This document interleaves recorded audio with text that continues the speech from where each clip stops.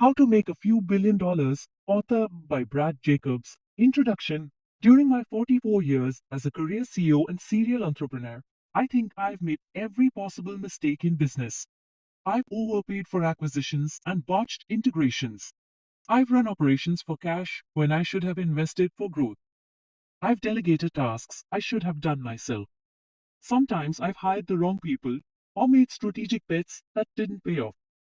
And yet, my teams and I have managed to create tens of billions of dollars of value for our shareholders. This book is about what I've learned from my blunders and how you can replicate our successes. In corporate America, I'm what's called a moneymaker.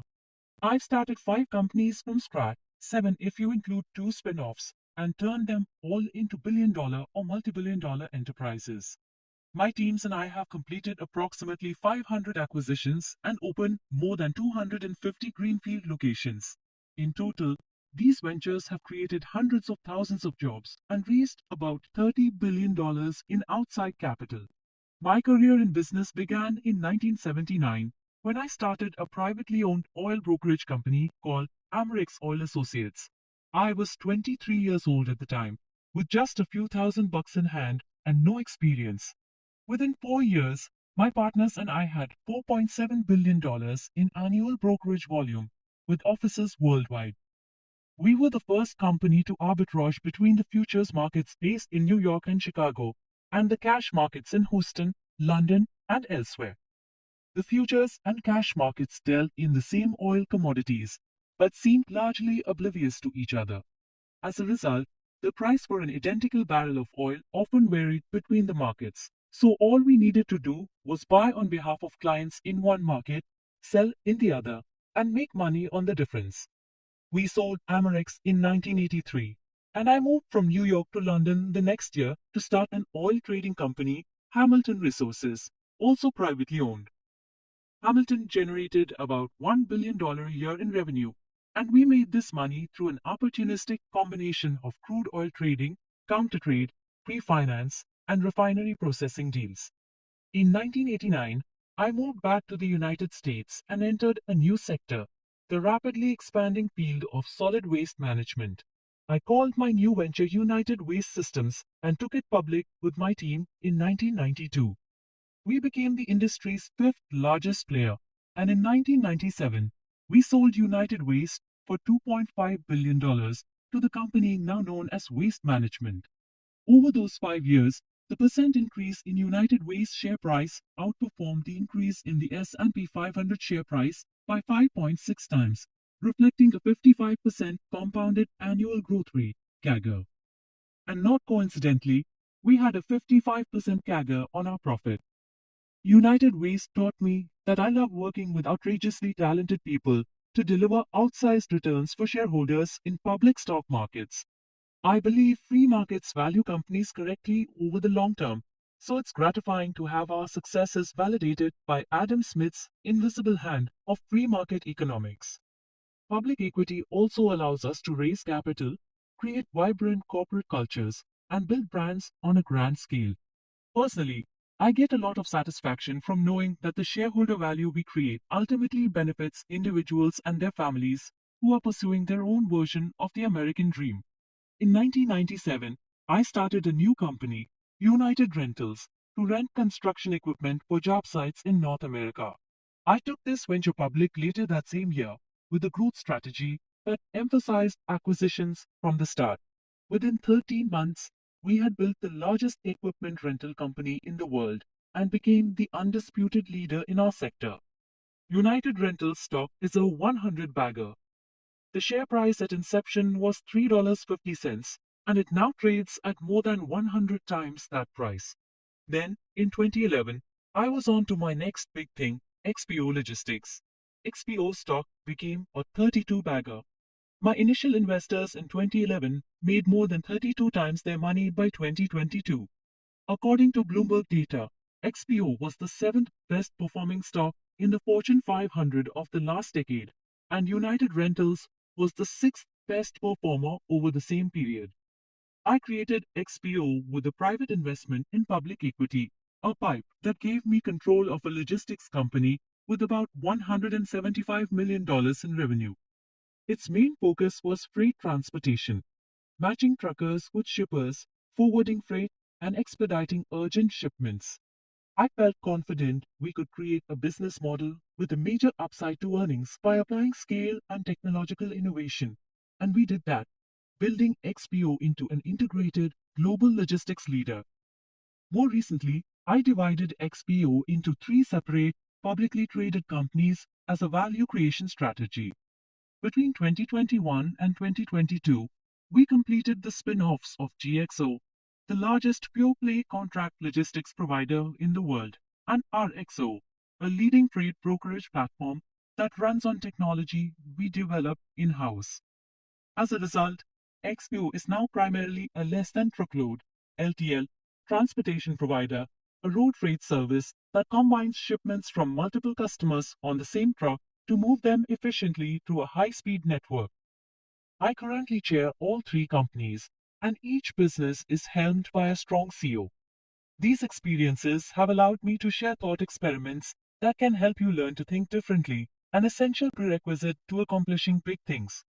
I also share how I spot big trends and capitalize on them through M&A, and I give you my thoughts on what I consider to be the biggest trend of all, the rapid evolution of technology and what it could mean for humankind.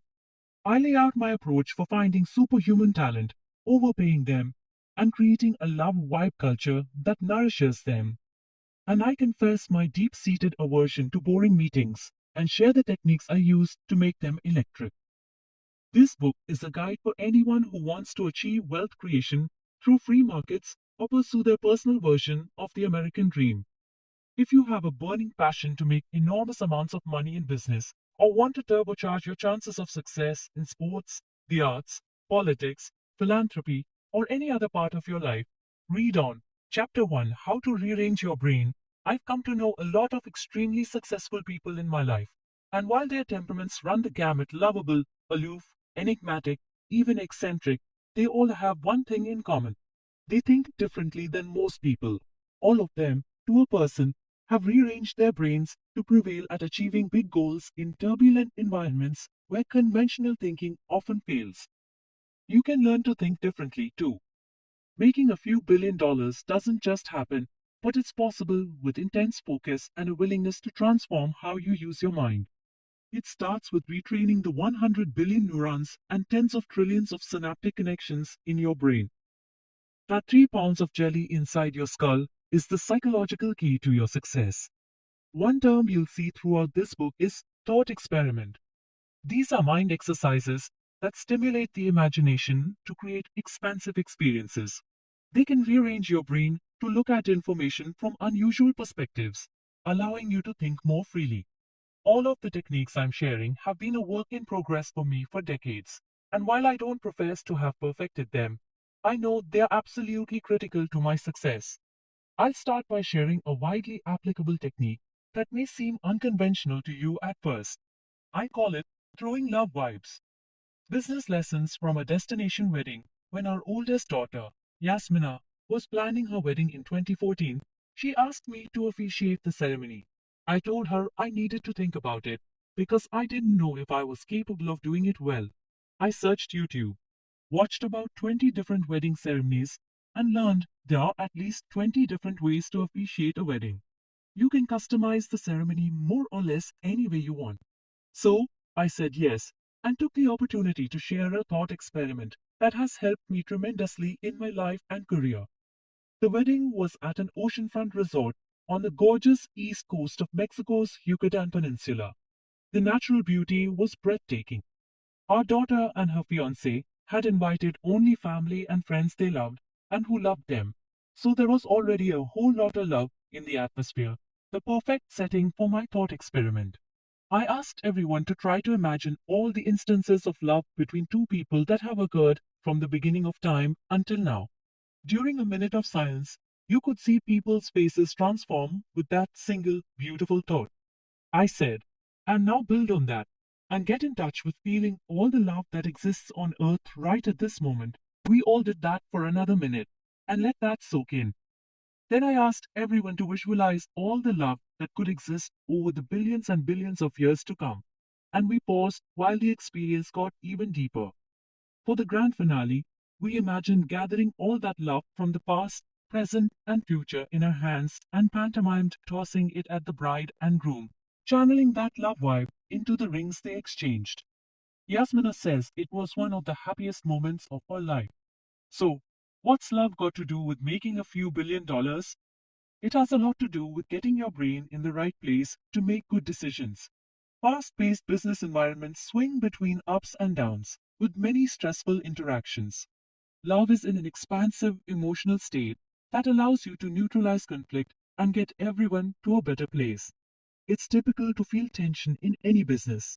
In my case, we might be in the middle of doing a deal and arguing over indemnifications and representations, or maybe its price. When that happens, I'll take a breath and tune into the love I felt at my daughter's wedding. Often, our dialogue becomes more constructive. You can use this technique to calm down almost any interaction by willing your mind to return to a moment when you felt intense love.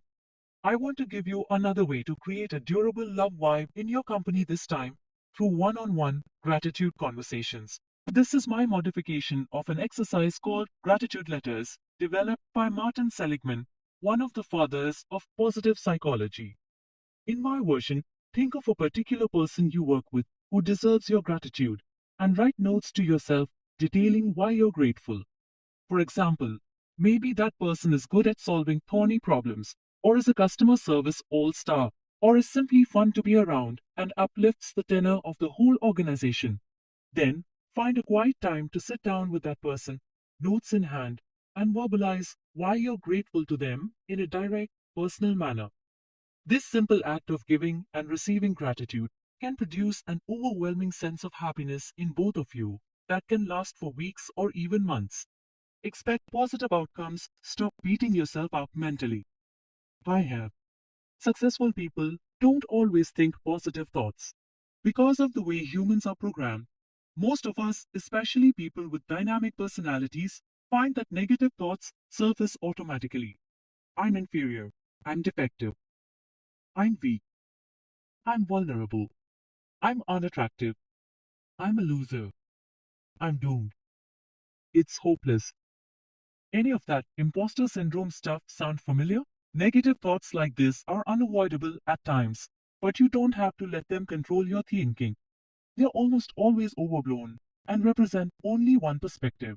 Two 20th century psychotherapists, Aaron Beck and Albert Ellis, introduced the concept of refuting negative automatic thoughts in their pioneering work on cognitive behavior therapy, or CBT. They emphasized that each of us can choose the mental lens we use to frame our life. My wife and I learned this lesson firsthand while raising our children. When we put our kids to bed at night, we'd ask them the same question many parents do: how was your day? Sometimes we'd hear the good, sometimes the bad, and sometimes the ugly. Then we met Martin Seligman, and he suggested asking children a slightly different question: what was the happiest moment of your day? We tried it. The change was dramatic. No bad, no ugly, just the good. And maybe because our kids knew the question was coming, they kept their antennas up all day with the expectation that the happiest moment could happen at any time. What an easy way to create an optimistic frame of mind. When I have negative automatic thoughts, I use a two-step process to achieve a calmer, more rational state of mind and make better business decisions. First, I acknowledge the negativity as my natural, self-critical psychology kicking in. Then I challenge the validity of that perspective, because millions of years ago, our human psyche was programmed to default to anxiety and fear as a survival mechanism. We've been slow to evolve. Automatic negative thoughts are a knee jerk mental reaction to a situation that almost always can be reframed in a positive light. Give yourself a break. The only time I felt truly lost was when I stepped down from United Rentals in 2007. I started looking for my next big thing, but I couldn't find it. And for the first and only time in my life, I became depressed. Maybe I was just coming down from the rush of success, but I'm an ambitious person by nature and a deal maker by inclination. Now I had no deal going, no industry sector where I could envision working my magic. What was next for me? Around this time, A good friend confided in me about being plagued with suicidal thoughts. I desperately wanted to help, but instead felt powerless because of my own unsettling disorientation and my ignorance about self destructive impulses. To help both my friend and myself, I started reading what turned into a library of psychology books, which led me to a deep interest in cognitive behavior therapy. I found an extremely knowledgeable CBT therapist and saw him twice a week for 2 years. Over that time, I learned a lot about why my mind works the way it does. Our thought processes are full of all sorts of cognitive distortions, from catastrophizing, thinking of small problems as enormous impediments, to perfectionism, where anything less than perfect execution causes intense frustration. Another common cognitive distortion is dichotomous thinking, having rigid or all or nothing views. By learning to recognize these thought patterns and course correcting accordingly, I've spared myself a lot of trouble. I learned, for example, to turn my internal chatter to my advantage by reframing negative thoughts as useful data rather than objective reality. Inevitably, the process of running a business will test your bias toward hope or fear. Are you being too conservative about your projections? Is your fear keeping you from jumping into an opportunity? Is your anxiety fact based, or are your biases spurring negative emotions? By keeping any biases at arm's length from your decision making, you'll have a far better chance of success. When I notice I'm feeling anxious about something, I ask myself a basic CBT question: what's the worst that can happen, and how would I cope with that? Or, if a friend had a similar worry, how would I advise them to handle it? By putting distance between myself personally and the source of the anxiety, I can think more objectively about positive outcomes finally. I'll share something that might spare you some time in rearranging your own brain. Not beating myself up has been a hard learned lesson for me and those around me. I became much happier in my middle age when I stopped expecting unrealistic levels of perfection from myself and my family, my friends, and my coworkers, not to mention customers, vendors, and shareholders. The reality is that when you're trying to make a few $1 billion, your team is likely running in multiple directions at a fast pace. Accept that some goof ups are inevitable, and you'll find that it's much easier to maintain your mental equilibrium as you pursue big goals. Expand the possible, a bronze sculpture called Large Sad Sphere sits prominently on the front lawn of my home in Connecticut. The cartoonishly round humanoid is slouched over in apparent sadness, elbows on knees, head in hands. On top of the perfectly spherical head sits a small cube with sharp edges. I don't know what the artist, Tom Artenis, intended when he sculpted it, but I see a kid who's sad because he's thinking inside a box. If he could think in a bigger, less confined way, his problems would seem smaller, and he'd be in a better mood. That's why I find time for thought experiments that encourage me to think in large arcs of time and space, millions and billions of years, instead of decades or centuries, light years, rather than inches, yards, or miles. I visualize space getting bigger and bigger, and I try to identify with the totality of the universe. Or it could be a vast multiverse containing an infinite number of universes spreading out in every direction. My goal is to feel like a bodiless mind floating in space, which is the feeling so elegantly expressed by the noted hypnotherapist Milton Erickson. Sometimes I do the opposite by visualizing space contracting until it all fits in the palm of my hand or within the nucleus of an atom. With respect to time, I visualize the evolution of the entire universe from the Big Bang 13.8 billion years ago until now. Or, on a more personal scale, I sometimes focus on retrieving long forgotten memories from when I was young. I let those images emerge from my subconscious and float in and out of my mind. Inside my home's entrance hall is another piece of art, this one called Cluster by Chicago artist Lincoln Schatz. It's comprised of four adjacent TV monitors with a webcam that starts recording whenever there's motion in the frame. A hard drive holds 25 years of video that plays back on a monitor, superimposing four different feeds, two recent and two from the past. You can simultaneously see something from 25 seconds ago, 25 weeks ago, 25 months ago, and 25 years ago. The background of each video clip is the same, but the content is ever changing. interweaving people with time, space, and memory in relation to each other. The overall effect is an elegant, timeless montage of family members, friends, and colleagues waving, smiling, and dancing. Watching Cluster is like playful daydreaming. My mind feels feather light, as if I've stopped everything for a picnic on a lazy afternoon. At the same time, I'm training my brain, rearranging it so it can move nimbly among variables. When I don't have that sense of fluid time and space, my mind can get hung up on a problem I'm facing, and I may not make the best decisions.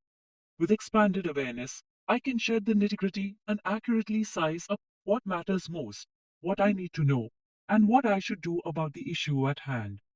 I'm not suggesting you can daydream your way to huge success, but if you want to see problems and opportunities differently, you've got to push yourself.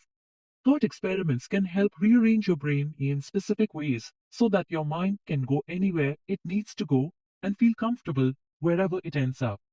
Albert Einstein was a consummate daydreamer. He preferred the term Gedanken experiments, the original German name for thought experiments.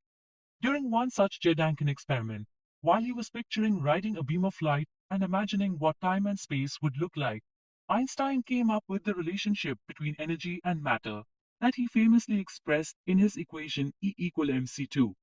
Intentional daydreaming or Gedanken experiment, mental synthesis, or whatever you want to call it, can change how we see our world. But thought experiments are not limited to genius scientists. Gifted artists, composers, and mathematicians use them for creative work or problem solving, sometimes without realizing it. Hypnotherapists evoke vivid imaginings during trances. Yogis do it while practicing their inner exploration, and some religious orders access Gedanken experiments through contemplative prayer. I usually spend about half an hour a day meditating 15 minutes in the morning, 15 minutes at night, and much of that time is spent in Gedanken experiments. For me, this creates a feeling of profound calmness, which is when many of my best decisions materialize.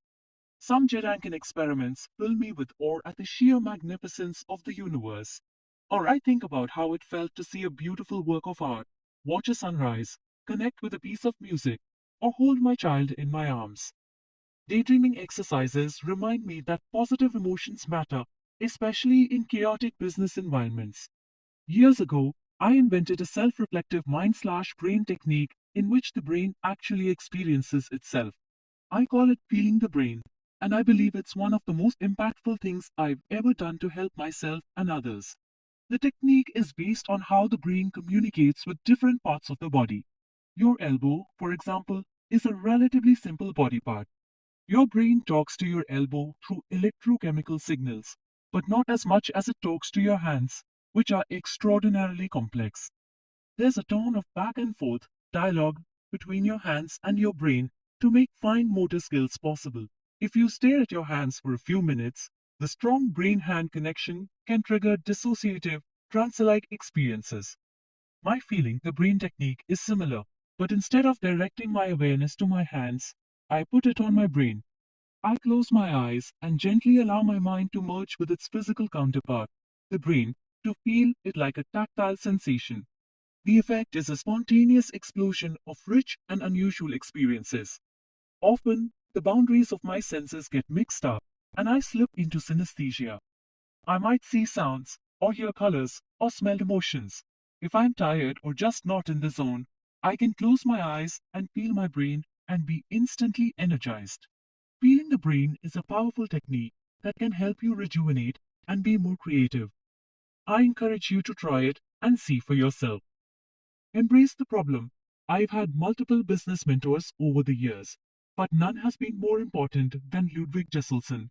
Before his death in 1993, Mr. Jesselson, I never heard anyone call him Ludwig, ran Philip Brothers or Fibro, then the largest commodity trading company in the world. I got to know him in my 20s when Fibro became a client of my oil brokerage business. Before long, we were lunching regularly, and as we chatted, he would share bits of business wisdom that have stayed with me ever since. At one memorable lunch, I arrived burdened with problems that I began to unload on him. Mr. Jesselson listened carefully, he was good at that, and waited until I had run out my string. Then he put down his fork, turned to me, and in his thick German accent said, "Look, Brad, if you want to make money in the business world, you need to get used to problems, because that's what business is. It's actually about finding problems, embracing and even enjoying them, because each problem is an opportunity to remove an obstacle and get closer to success." In that moment, I learned something invaluable. Problems are an asset, not something to avoid, but something to run toward. Big ambitions often beget even bigger problems. If your initial reaction to a major setback is overwhelming frustration, that's understandable, but it's also counterproductive. Once you're over that moment, pivot towards success. Great, this is an opportunity for me to create a lot of value. If I can just figure out how to solve this problem, I'll be much closer to my goal. The fact is, you're not going to create a huge amount of value unless you're courageous, and problems are the byproduct of risk. As long as you're honest with yourself, recognize mistakes as soon as they surface, and course correct with no ego, the things about your business that aren't good can become great. Tackle it head on. Where are the inefficiencies in the process that created this problem? Where can my team reduce operational defects with Lean Six Sigma? Do I have the right people in place in key positions? In the 4 decades since that lunch with Mr. Jesselson, I've dealt with nearly every problem you can imagine, a fair number of which was self-inflicted. Challenges with acquisitions, people, tech, branding, you name it. I'm not surprised when things don't go perfectly, because that's the nature of this universe we live in. The big gunky problems, existential threats that are not yet terminal can be where the best opportunities lie. A fellow CEO laid this out for me graphically once when we were talking about M&A deals. Think of M&A as having four quadrants defined by size and risk, he said. Big, low-risk deals are the ones everyone wants, but they don't exist. Small, low-risk deals do exist, but you can't make much money from them because of their size. Small, hairy deals are the worst quadrant because the reward is limited and the odds are stacked against you. So why bother? The bingo quadrant is the big, hairy deals. If you can find a big, hairy deal with solvable problems, that's where the real money is. If you plan to do M&A, you have to rearrange your brain to lean into those big, hairy deals and figure out how to cut off the hair and the risk. You need to be flexible, fearless, and open-minded, and stay attuned to your internal chatter. This is where your rearranged brain is going to kick in and look for solvable problems in big, hairy deals. Figure out whether these are problems you can address, either by removing them or by quantifying them and living with them. If not, move on. Acknowledge you're not perfect. Successful people are self-aware enough to avoid the following three impediments to effective leadership. The belief that you're right, no matter what. I absolutely know the answer, and I'm not going to change my mind, even if new evidence comes to light. Rigid thinking like this doesn't cut it. I say that from my own experience, because business at the level where I like to operate is marked by constant turbulence. I need to be able to zig and zag opportunistically, even if it requires completely rethinking a former premise. The belief that other people must hold the same opinions you do. You'll want to implement strong feedback loops and a work culture where everyone accepts that there's more than one valid way to look at an issue. This is called dialectical thinking, and successful executives work hard at promoting it because it's easier to arrive at the right answer when people feel comfortable respectfully disagreeing with one another. One of my heroes, the physicist Richard Feynman, summed up the value of dialectical thinking when he said, "We are trying to prove ourselves wrong as quickly as possible, because only in that way can we find progress." 2. And lastly, the belief that every inch of a potential course of action must be analyzed before you act. This holds true whether it's hiring or firing someone, doing a deal, raising capital, investing capex, or any other major decision. A CEO who waits for perfect terms and ideal conditions before acting creates corporate constipation. I critique myself on all high value decisions, scanning constantly for prejudices that might be skewing my reasoning, but not to the point of procrastinating just because things are imperfect. Keep in mind that cosmic history is littered with imperfections and extinction events, things that went terribly wrong over and over again. And yet, here we humans are, with all the flaws that cosmic and terrestrial evolution take into ourselves.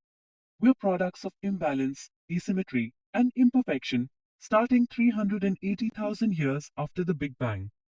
That's when scientists believed that the first atoms formed from irregular densities in primordial gas. The stars that were produced by those irregularities exploded as supernovas, seeding the universe with heavy elements that are the basis for all matter. And here's another thing to remember when you get frustrated by a disordered day in the C suite. Entropy, a measure of disorder, increases with time. Your high school physics teacher probably explained that entropy is why metal rusts, ice cubes melt, and milk spoils. For the purpose of this discussion, you can expect that problems, by nature, will get increasingly bigger. The lesson here is to accept imperfection and learn from it. If you resist embracing an imperfect situation today, you might lose the opportunity to capitalize on it tomorrow. Don't be afraid to cut your losses, adapt, and improve, just as our universe has been doing for the past 13.8 billion years. Practice radical acceptance. Accepting your own imperfections is the gateway to an even more daring mindset, accepting the world as it is, not as you wish it would be. This is another fruit of my adventures in cognitive behavior therapy.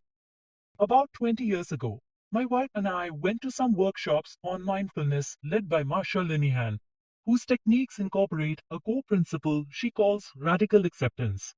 This boils down to being fully present in the moment and accepting reality.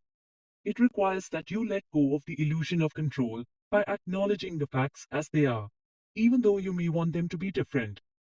Radical acceptance has many practical applications in business. For the oil traders I trained, it was block out how much you won or lost on your trade and focus on the best thing to do right now. If you think the market's going up, buy more. If you think the market's going down, sell and make sure you can quantify the risk involved in each action. It's that simple. Radical acceptance quiets the noise created by yesterday's decisions and today's wishful thinking. It allows you to make a logical, forward-looking decision based on what's likely to happen next. That and risk management are the big, relevant considerations. Otherwise, you're just gambling, and most gamblers lose. Here's a story about radically accepting a $500 million loss from when I ran United Rentals. It was the late 1990s, and my ears perked way up when Congress enacted T21, the Transportation Equity Act for the 21st century. In theory, this legislation was going to allocate about $600 billion to rebuild the nation's infrastructure, beginning with roads, bridges, and tunnels. That's a lot of money, even for the federal government. Seeing such profuse funding up for grabs, I started scooping up big road rental companies, the ones that provide barricades, cones, striping, and the like. Then I waited for the market to come to me, which in an ideal world would have happened in short order.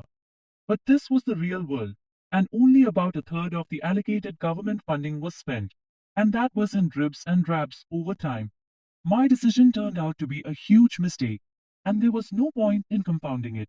We ended up selling those road rental companies at a $500 million loss because it was the best way forward under the circumstances. Leave judgment at the door. The path to radical acceptance begins with non judgmental concentration, which is part of mindfulness. With non judgmental concentration, you're fully present in the moment, putting all your attention on one thing to the exclusion of everything else. You can direct awareness to your body, your mind, your emotions, or how you're feeling.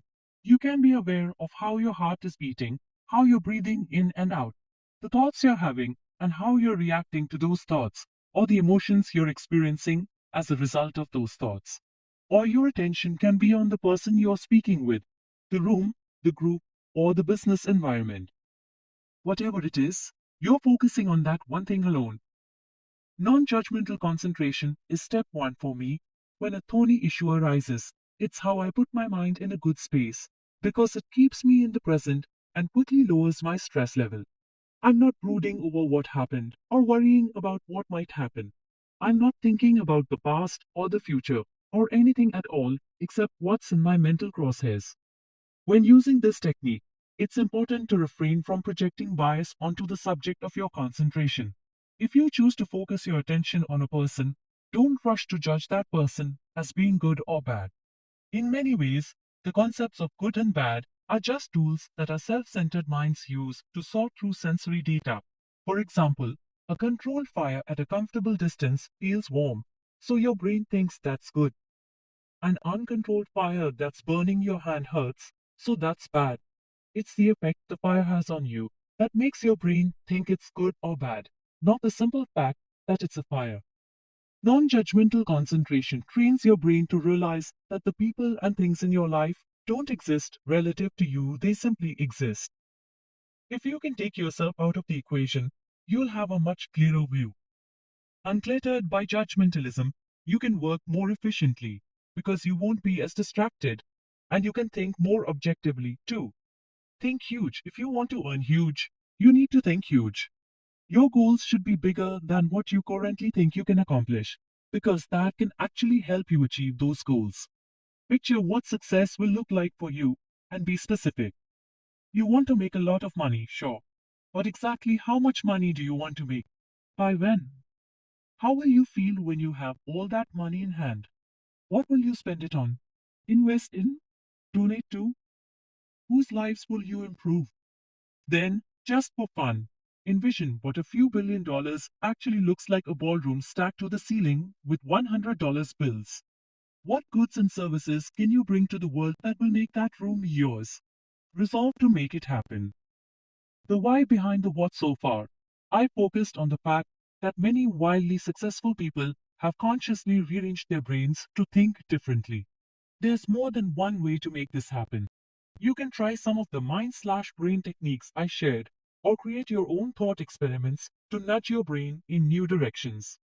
As for practical application, I'll give you a real world example of why all this mental preparation matters if you want to make and keep a few $1 billion. The protagonist of this story is XPO, my third public company. In 2018, disaster struck our stock, or so it seemed at first. It came in the form of a short report from a so-called capital management firm that specializes in hit jobs. The short seller noted here has since been investigated by the SEC for this business practice.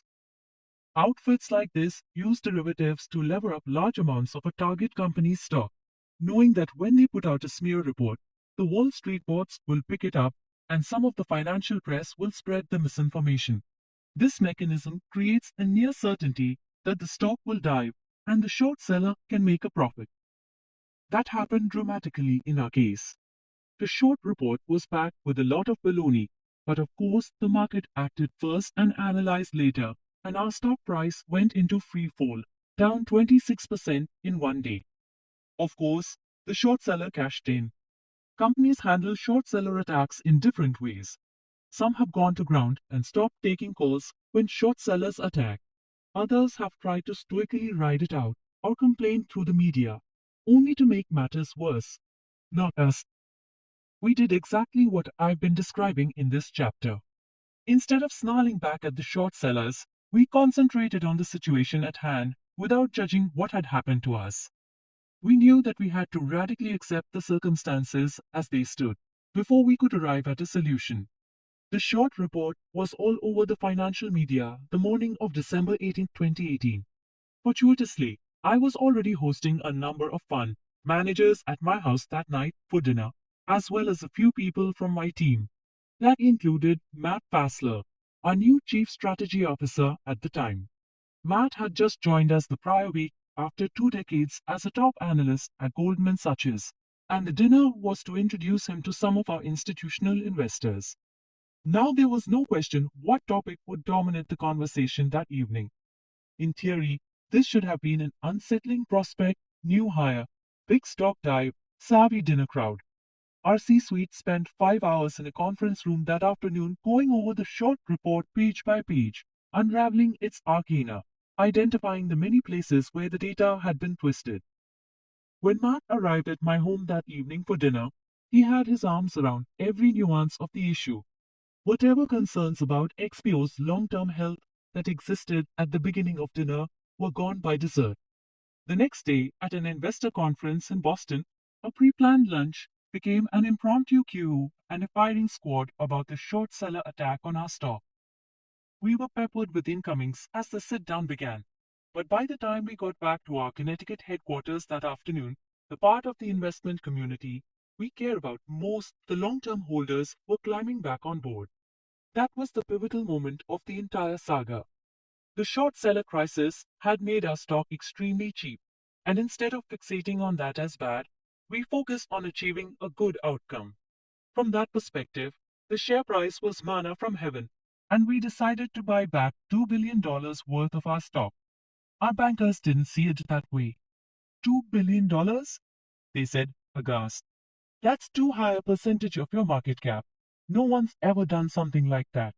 Why don't you buy a far smaller amount, like $100 million to $200 million? The bankers had a point from where they were sitting. The high yield bond market was in the pits. We would have to take out a short term bridge loan to do the buyback at the scale we were envisioning, and we knew that bridge loans had sunk more than one enterprise. But by then, we were thinking bigger than the banks. Just because we were the first company to buy back such a high percentage of our stock in a similar situation didn't mean it was a bad idea. In fact, it was a once in a lifetime opportunity. With data in hand and conviction on our side, I called two board meetings to make sure our directors were fully informed of the short report's contents and its many factual distortions. I assured everyone that our communications, investor relations, and corporate strategy teams were on top of everything. I also relayed our bankers' verdict that any significant stock buyback plan would be ill advised and followed this with our recommendation to throw deep and buy big. It was a challenging fiduciary situation, and the board spent hours discussing the pros and cons of different approaches. By late afternoon, the directors had approved a buyback of $2 billion of XPO shares. This story illustrates the high impact, real world benefits of rearranging your brain. Everything I just described happened within 48 hours of the short report first going public. A couple of years later, those $2 billion of shares we bought back ended up being worth $6 billion, a $4 billion profit. As an added bonus, the high yield bond market recovered in fairly short order, so we were able to close out the bridge loan and shift the debt burden to the bond market where it belonged. Stay humble, coming out on top when your company is under attack feels thrilling in the moment. But nothing, I repeat, nothing could be worse for your decision making skills than that feeling of being invincible. That's why I'm ending this chapter with one more way to rearrange your brain. Always stay humble. I'll give you an example that frames humility in terms of wealth. First, even if you do make a few $1 billion, some of the people you care about most may be unimpressed. I learned this lesson after I reconnected with the jazz musician Bill Dixon, who was the teacher I was closest with when I attended Bennington College. I took Bill's black music course and also played keyboard in a group he mentored. A decade later, I was thrilled when Bill called and asked if he could stay with me in New York, where I had an apartment and he had a gig. At the time, I was flush with my early success as an oil broker, living the good life at the iconic Olympic Tower across from St. Patrick's Cathedral. This was my chance to thank Bill for all he had done to inspire me, and where that had led. I thought he'd be impressed. I was wrong. After we hung out for a while, Bill looked at me and said, "You know, you're wasting your life. You could have been a good musician. You had talent. You could have made a difference in the music world. What are you chasing this silly money stuff for?" I could have told Bill the truth that I went into business initially so I could make enough money to get back to music and meditation. I hadn't chased money in a sense, money had chased me because, as it turned out, I was pretty good at making it. But that wasn't what Bill wanted to hear, and I would have felt defensive saying it. Instead, I let his comments stand as my disappointment welled up, and I tried not to cry. I've revisited that memory many times as a touchstone to keep my life in balance. Making money is fun and it has its advantages, but it's not the only thing that's important in life. In my office, I have an artwork by the German artist Friedrich Carnat to remind me that what's important or trivial is personal to every individual. It features a quote by Jean-Louis Agassiz that says, "I can't afford to waste my time making money." To me, that doesn't mean that you shouldn't make billions of dollars, but you should only do it if you truly enjoy it. and only if it gives you more satisfaction than using your time some other way. This parallels the lesson I learned from Bill Dixon that value is relative. I've taken that to heart in other parts of my life, for example, my pursuit of knowledge. Once I learned to step outside myself mentally, I realized that the knowledge in my brain, or in anyone's brain, is an insignificant rounding error compared to all the knowledge that's out there. And if you step back and take a really long view, you'll see that we're all rounding errors in the sheer magnitude of our universe. To put that in perspective, there are about 400 billion stars in the Milky Way galaxy, which is our little cosmic neighborhood. Multiplied by all the galaxies in the observable universe, this equates to an estimated septillion stars. That's 999 sextillion, 999 quintillion, 999 quadrillion, 999 trillion, 999 billion, 983,222,784 stars. The truth is, you and I have a lot to be humble about. At the same time, our connection to the universe is exhilarating. In the 1980s, the astronomer Carl Sagan coined the phrase, "We are all star stuff," to call attention to the fact that all atoms were formed from stardust as the universe cooled after the Big Bang. All of our human stardust heritage, as well as that of every object that has ever existed, shares a common ancestry, leading back to the first tiny speck that exploded 13.8 billion years ago. Not just the entire human population, but also every animate creature and inanimate object. The tree outside your window, the car you drove to work, the rain that fell yesterday, the iPhone in your pocket, the stars that burn trillions and trillions of miles away. What an enlivening and gorgeous thought that is to contemplate. Importantly, this new understanding can change your entire frame of consciousness. You'll feel both larger and smaller than you do today.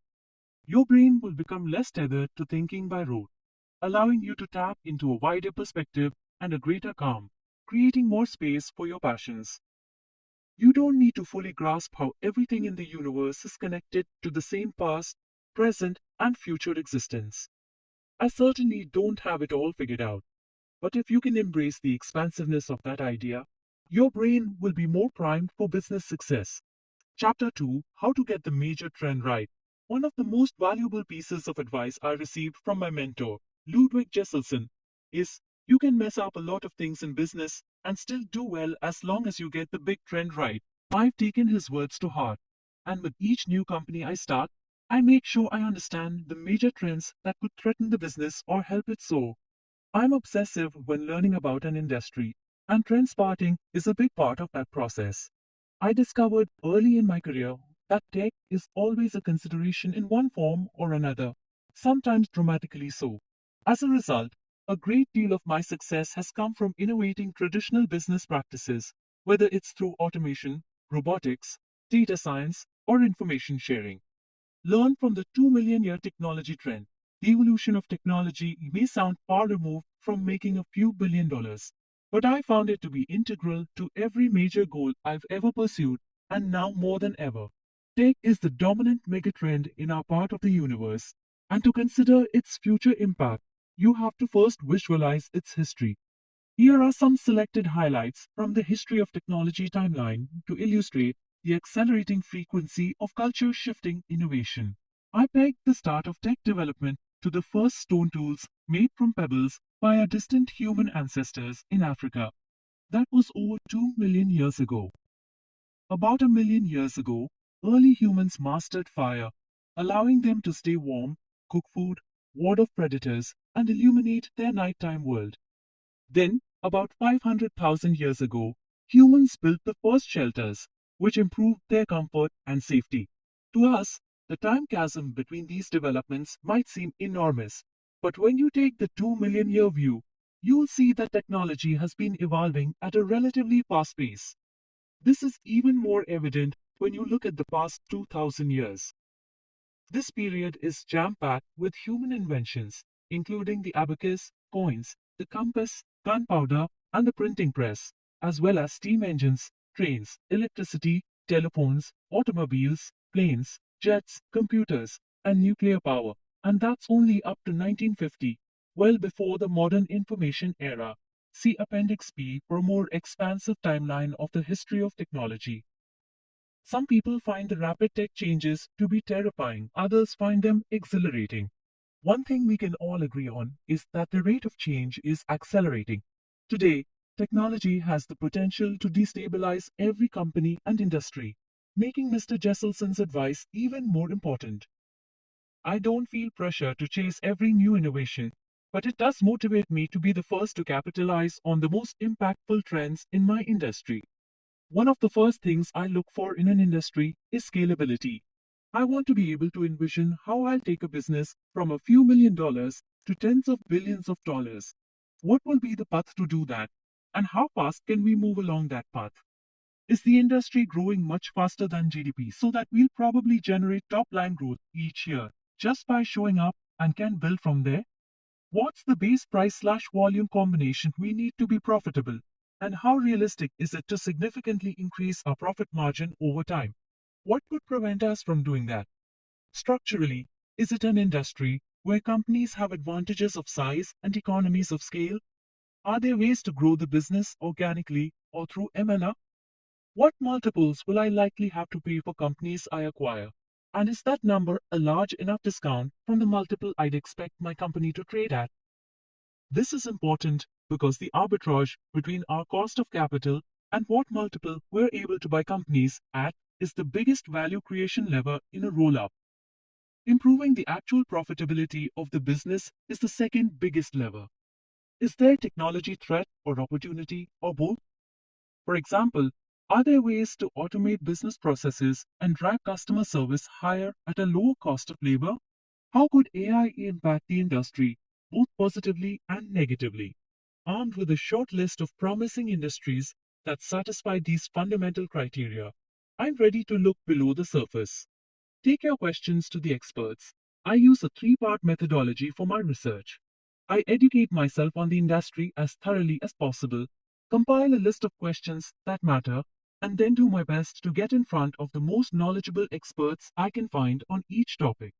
It's not a perfectly linear process, because more questions arise as I continue my research, but that's the basic structure. I start by reading everything I can get my hands on: journals, periodicals, newspapers, trade publications, employee reviews, on web-based recruiting sites, you name it. I look at all the websites and social media of the major players and the up-and-comers in the industry. I set Google alerts for industry CEO names or other keywords, and I watch lots of YouTube interviews with CEOs.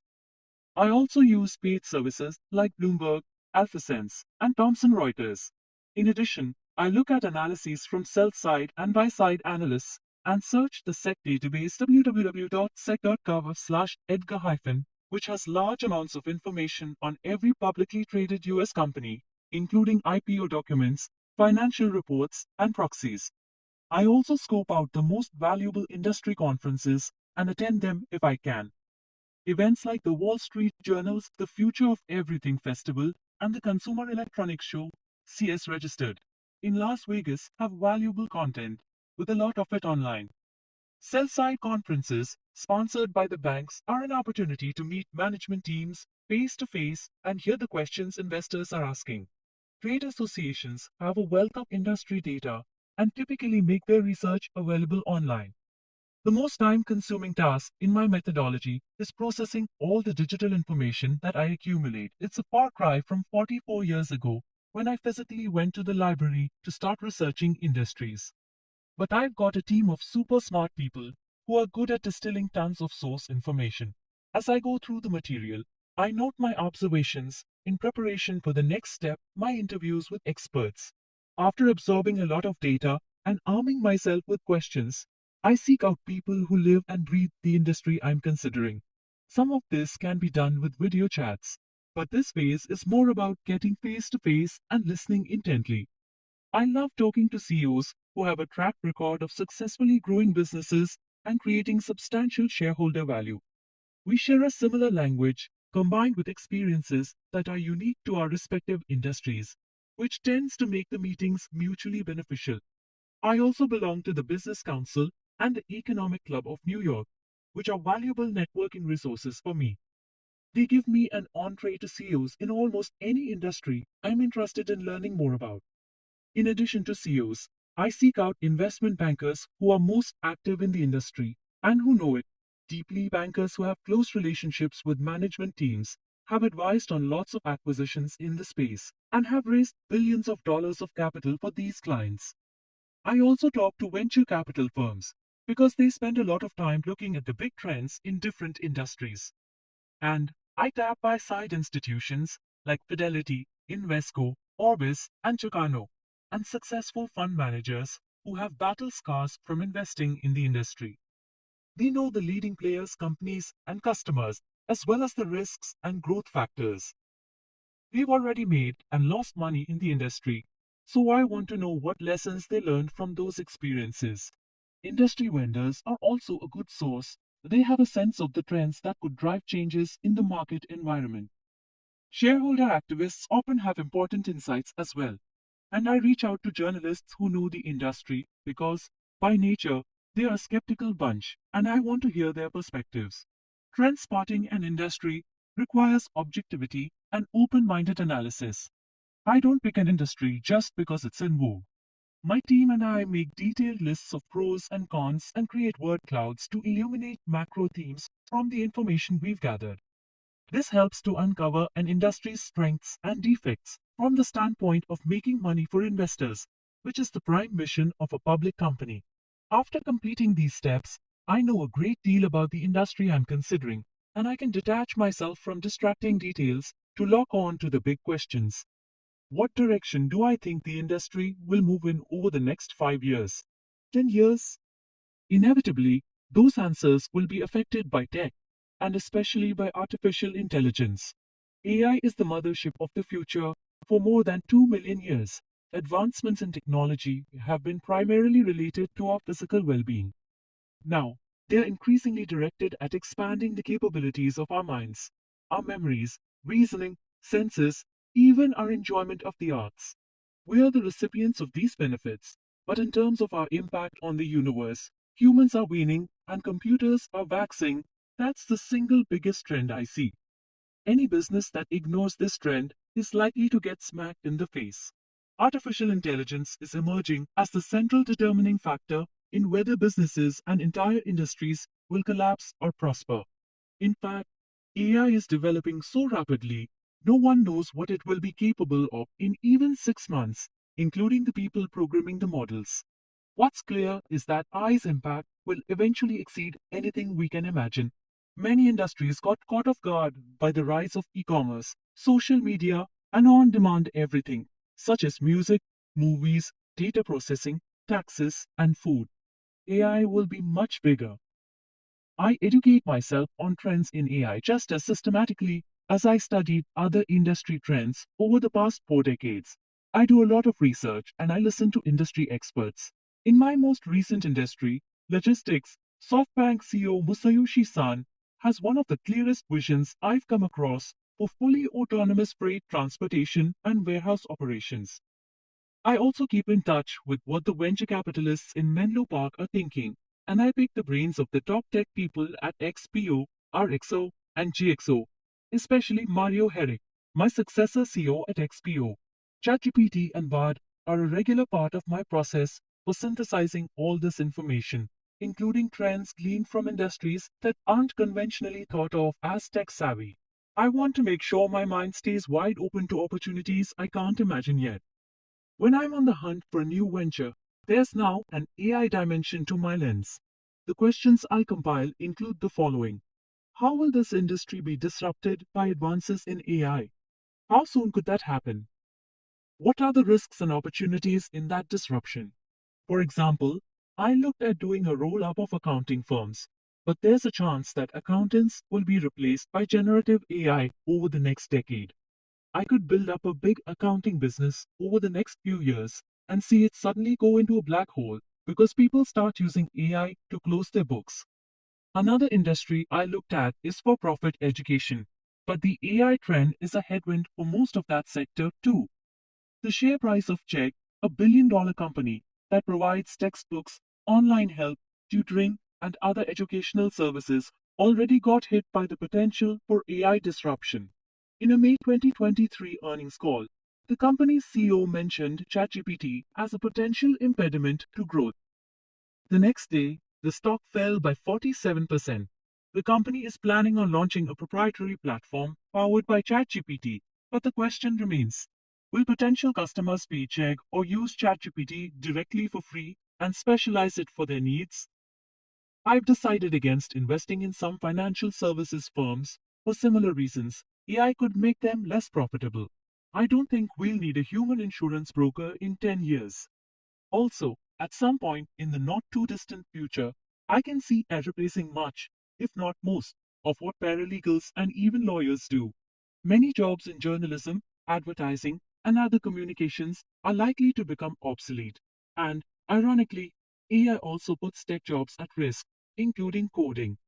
At the same time, there's a lot of money to be made by identifying industries that might benefit strongly from AI over the next 20 years. These include parts of the healthcare, retailing, and manufacturing sectors. Other industries are unlikely to see significant impacts one way or another in the near term. Home building, for one, will benefit from AI in terms of design and marketing, but an actual physical home won't go away anytime soon. Even if we start spending a lot of time in the metaverse, as long as we have physical bodies, we're still going to sleep in a real bed, brush our teeth over a real sink, take a real shower, and use a real toilet. At the moment, AI appears to be more of a friend than foe to the home building industry, along with staple sectors of the economy, such as clothing and food. Ultimately, I think that CEOs are going to get replaced by AI as well. Every human function that can be broken down into rules, systematic processes, and logical decision making based on historical results can be replaced. Technology will get better and better at this as AI evolves. Someday, everything I do as a CEO will be done more effectively by a robot or hologram with more knowledge and ability than I could ever have. Step outside the noise. One of the difficult things about spotting tech trends is not a lack of information, it's that the implications can be so big that people have a hard time getting a mental grasp on them. For one thing, we have an ingrained tendency to discount technological and social change. Most of us are programmed toward believing things will stay the same. Even Thomas Watson, the former chairman and chief executive of IBM, once said, I think there is a world market for maybe 5 computers. That was in 1943. Obviously, the leadership of IBM changed their minds about the viability of computers, but that's a significant miss for the leader of the most advanced tech company of the time. Ironically, IBM has since named both its research center and its natural language processing for AI after Watson. In 2011, the Watson system competed on Jeopardy and beat champions Brad Rudder and Ken Jennings to win $1 million. In another shining example of trend-spotting failure, a pioneer in digital forensics, Clifford Stoll wrote a now infamous article in Newsweek in 1995. It was full of myopic statements, including, even if there were a trustworthy way to send money over the internet, which there isn't, the network is missing a most essential ingredient of capitalism, salespeople. The previous year, Jeff Bezos had started Amazon, which put him on the right side of a big trend. Spotting big, actionable trends in technology is especially complicated when the impact ripples beyond industries and has existential implications for humanity. Many researchers, computer engineers, and CEOs of tech companies have posited that technology is on a trajectory that could replace human beings within this century. One of the first people to talk publicly about this was Ray Kurzweil, starting more than 30 years ago. Kurzweil is a brilliant futurist, inventor, and computer scientist at Google. He calls the moment when machines and humans could merge the singularity. In 2006, I read his book, The Singularity is Near, and it changed my vision of the future. In fact, it's the most impactful book I read. I seek out everything that's written by or about him and listen to every YouTube interview and podcast he gives. I believe that the singularity might be closer than people think. Humans aren't speedy at adapting to change. There was a time when humankind was evolving faster than technology now. Technology is evolving more rapidly and innovatively than humans are. Today's tech is self-generating, and AI may merge with us in the future to create a new species, or give us superpowers or annihilate us. It feels like Homo sapiens might be looking at some big changes in the future. If human extinction sounds unlikely, consider the fact that about 99.9% of all species that lived on Earth no longer exist. Are humans so well adapted to the environment that we will become the first eternal species? I don't think so. We haven't been able to solve hunger and poverty, or assure basic medical care, education, peace, and freedom for everyone on our planet. The trend is shifting from carbon-based humans to silicon-based technology. Watch these other spaces too. Each of my companies has been more tech-forward than the previous one. I believe in being an early adopter of technology, but I'm also a realist. I know that I've absolutely got to get the big trends right, and what's right could change in an instant. I want to have a bigger tech budget than my competitors and be spending it more wisely. One effective way to spot new trends is to ask your customers what their dream tech would look like, assuming anything is feasible and cost isn't a factor. That removes any psychological blocks. I want to know what my customers would go gaga over, no matter how fantastical it sounds. What capabilities would it have? What data would they want to push or pull? How would it help them succeed? This produces an avalanche of ideas, which we evaluate for impact, cost, and returns. The ones that make it to the shortlist are the projects with the greatest value and highest potential return. We start rank them and then set a budget that's affordable. It's a disciplined process that also allows for innovation. We make similar requests of our employees and vendors because we want them to be satisfied and productive. A lot of these dream technologies have undertones of AI, as you might expect. It's also good to pay attention to tech trends that have the potential to disrupt economic models, but haven't hit their stride yet. Two examples relate specifically to the supply chain industry, where I've spent the past 13 years. 3D printing, also called industrial additive manufacturing, will drive seismic change in supply chains in the long term. It's had a slow start in the 80s and 90s. There was a joke that 3D printing was endlessly 10 years away from being viable. Now, it's being adopted for all kinds of purposes, especially in medicine. 10 years ago, dentists were giving patients a temporary tooth for a couple of weeks while a crown was made from an impression of the tooth. The last time I went to the dentist, he took measurements and told me to hang out for an hour while the office printed my crown. Hearing aids are 3D printed now, too, so are a lot of prostheses. Sophisticated industrial products, including structurally critical parts for jets, are 3D printed out of metal. As the cost continues to go down, I expect that 3D printing will be a growing part of local autonomous manufacturing.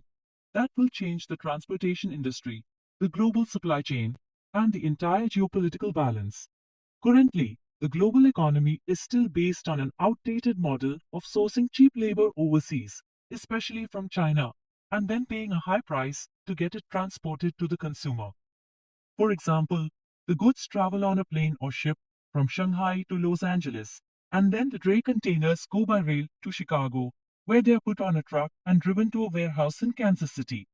Eventually, the product is trucked the last mile to a consumer's home or to a retail or manufacturing location. It's a complex and expensive process, and there are plenty of opportunities for disruptions. This became painfully obvious to everyone during the COVID-19 pandemic. 3D printing can reduce the complexity, time, and cost of supply chains and the risk links in the process. For example, certain goods could be manufactured in your basement or at the local Costco. Many low-cost items that are currently imported could be made domestically, with the digital specifications transmitted rather than the goods themselves. In this scenario, logistics will evolve into more of an information industry instead of bricks and mortar. Geopolitically, this low labor, low transport production model will weaken China because the demand for cheap labor will begin to evaporate. The second trend that could impact supply chains in the long term is electric vehicles, or EVs. A major truck manufacturer asked XPO to test its EV trucks, and it turns out our drivers love them. They're quiet, safe, clean running, and powerful. But they currently cost about 3 times the price of diesel trucks. They're not going to be competitive without huge government subsidies. But with the US currently in debt by tens of trillions of dollars, and Europe as a whole not far behind, it's difficult to see where that money would come from. Regarding EVs overall, consumer and commercial vehicles, I still don't understand whether EVs are good or bad for the environment. Buying an electric vehicle is emotionally satisfying, but there are some significant downsides. As more EVs are put into use, they'll require a lot more electricity, including electricity produced by coal and natural gas-fired power plants that emit high levels of pollutants. And currently, the old batteries are ending up in landfills, where they don't biodegrade. From a supply chain standpoint, China has preemptively moved to control the global supply of certain rare earth minerals used in the manufacture of EV batteries. For example, China controls over 60% of global lithium and cobalt refining capacity, ensuring that much of the EV world will depend on Chinese owned companies for minerals production and processing. 4. If someone could figure out a way to make hydrogen fuel cells more viable for automobiles, that may be an emissions free alternative to fossil fuels that I could really get behind. More broadly, I think the West's current path toward addressing climate change problems has a serious flaw. Western nations share an ecosystem with China, India, and Russia, where there's no evidence of a real commitment to reducing fossil fuel use. Play that scenario out, and American and European taxpayers will have spent tens of trillions of dollars for radical emissions reductions, while China, India, and Russia will be polluting more. All that does is transfer wealth to three of the world's biggest polluters, while accomplishing nothing for the planet. Autonomous vehicle tech, both trucks and cars, has advanced impressively in recent years, but in the short term, the required regulatory environment for mainstream adoption isn't in place yet. In the medium to long term, I believe we'll see more autonomous vehicles because they are safer and have a lower cost to operate than vehicles with combustion engines. The biggest trend in logistics, which touches the entire economy, is that the industry will become increasingly automated. Shippers already communicate with carriers electronically, and soon there will be no human intervention. AI-driven software already dominates route planning, and that tech will only become more nimble over time. 3D printers will fulfill digital orders through on-demand manufacturing. Autonomous vehicles will move the majority of transported goods. And no doubt, many other technological changes will make supply chains more efficient. Here are some examples of how my companies have leveraged trends in different industries over 4 decades. Amerex and Hamilton Resources, a little bit of luck put me in the oil industry in 1979 when I started my oil brokerage company, Amerex. What turned a happy coincidence into a highly profitable business was my realization that a big trend was forming around the need to capture and share information more quickly, and, in fact, this would be the trend that transformed the industry in the late 1980s. We made a lot of money by being the first oil broker to get out ahead of that trend. At the time, there was no internet, no email, and no centralized databases with easy global access.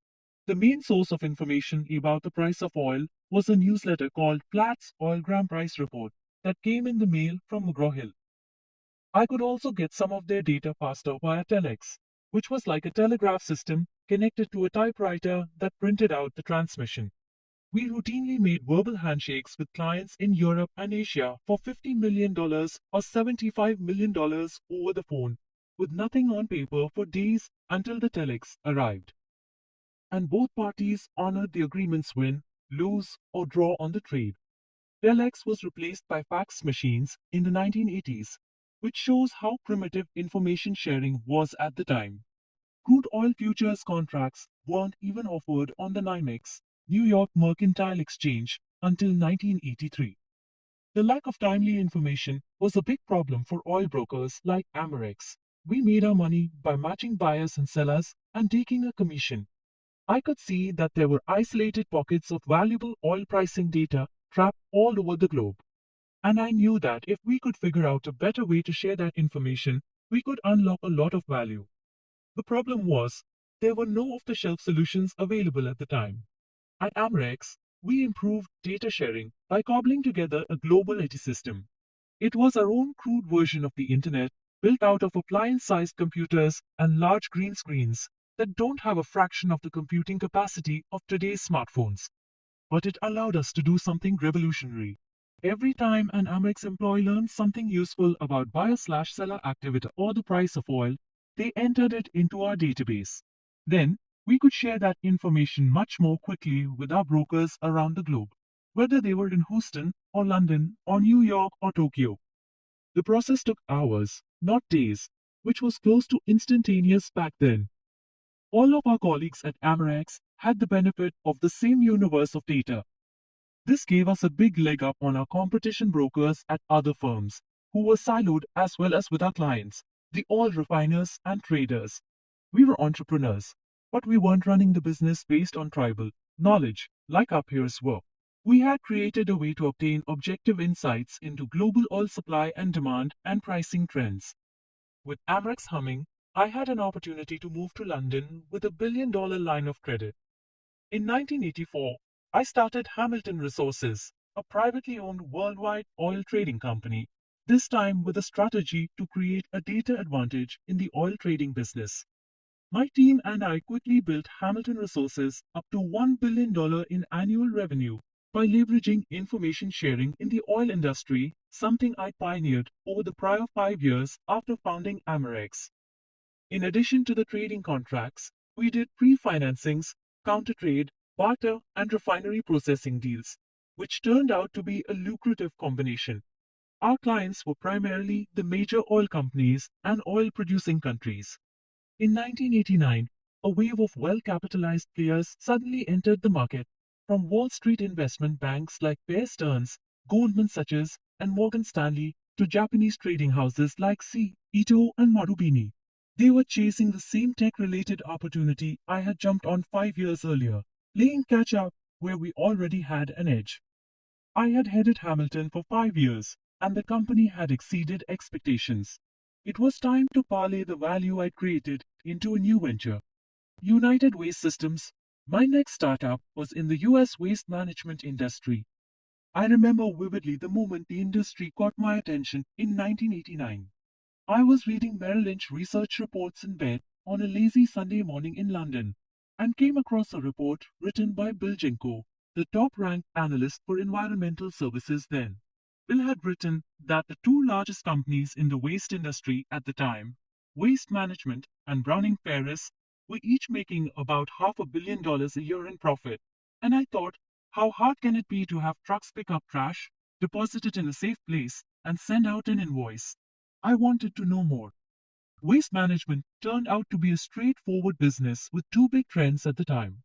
Landfill capacity was becoming precious because government regulations were pushing small trash dumps out of business. Together with the second trend, integration of hauling and disposal, this created an opportunity for end-to-end consolidation. I liked those dynamics and started United Waste Systems in 1989. Then I looked for a way to capitalize on both trends and found it in tech-based truck routing. When I began researching the waste industry, mom and pop owners were running trash collection companies by the seat of their pants and making money at it. Few companies were planning their truck routes methodically, much less using technology to do it. It was obvious that these companies could make even more money by maximizing the amount of waste their trucks picked up while keeping costs as low as possible. But they didn't seem to be focused on optimizing routes. The only routing software available at the time was expensive and not even as good as free map apps are today. Never mind the customizable software the industry now uses. But I could see a trend in the making, and we moved quickly to put United Waste on the correct side of that trend. Initially, we used the off-the-shelf software in combination with pushpins on a physical map. It was cumbersome, but it got the job done. Instead of sending, say, 50 trucks out over 5 days to pick up X tons of waste, 20 trucks could now perform the same service in 3 days by making more stops per hour. Our cost kept coming down as our processes improved, and our profit margin grew significantly. We further improved our efficiency by making routes adaptable to changes in day-to-day situations, like weather or traffic. If an accident slowed down one route, we were able to reroute remotely in an economical way. This gave us a big advantage over more established competitors who were letting the drivers figure out the routes on their own. When I moved on from the waste management industry in 1997, some of those competitors were still using pencil and paper and pushpins to do what we had computerized. United Rentals. Soon after selling United Waste Systems, I started the process of researching new opportunities. And that's when I met Dan Tully, who was chairman and CEO of Merrill Lynch at the time. I liked Dan a lot. He was outgoing and good natured, and he lived not far from me in Connecticut. I told him I was looking to roll up another industry, and he kindly set up half-day meetings for me with 9 different groups of bankers and analysts at Merrill Lynch. I was discussing the construction industry with one of the analysts when he asked me what I thought about going into construction equipment rental. I hadn't heard of it, but I kept an open mind. It turned out to be exactly what it sounds like. Companies buy machines like boom lifts and backhoes and rent them out to contractors who need the equipment but don't need to own it. My team and I moved fast to scrutinize the industry before concluding the big trend was the most exciting we'd come across so far. The addressable market had only 15% rental penetration, which didn't make any commercial sense. A lot of the equipment in the remaining 85% was sitting idle on work sites getting rusty and dusty. We could capitalize on that disconnect. In addition, the equipment rental industry was growing organically, had only one national provider, a subsidiary of Hertz, and offered thousands of potential acquisitions without widespread computerization or standardization. It was a big, juicy opportunity, and only a matter of time before economist Adam Smith's invisible hand of capitalism swooped in. United Rentals was born. Equipment rental is a service business. A rental company's credibility is tied to how reliably it can meet its commitments to customers. I was certain that data science was the answer to market penetration. It would enable us to manage pricing and asset utilization efficiently across the many hundreds of locations we intended to acquire. We hired expert salespeople who knew everything about construction equipment, created standardized training programs across our network, and started building brand equity with superior service. Now was the time to move decisively on technology. While the rental industry overall was slow to computerize, the larger regional players were more tech savvy. By 1997, nearly all of them, including Hertz, were running on software developed by a company called Win Systems. This told me that the software was capable of managing hundreds of thousands of pieces of equipment flowing on and off job sites. I bought Win. Owning Win accomplished two things.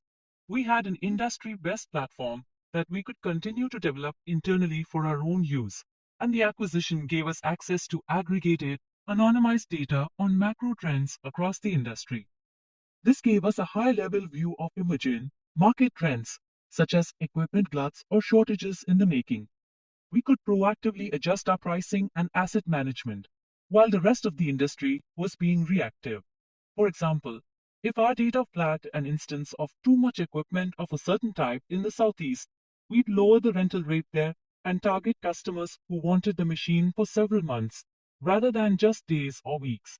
In other words, we were able to manage our rental rates efficiently based on equipment utilization to get the best return.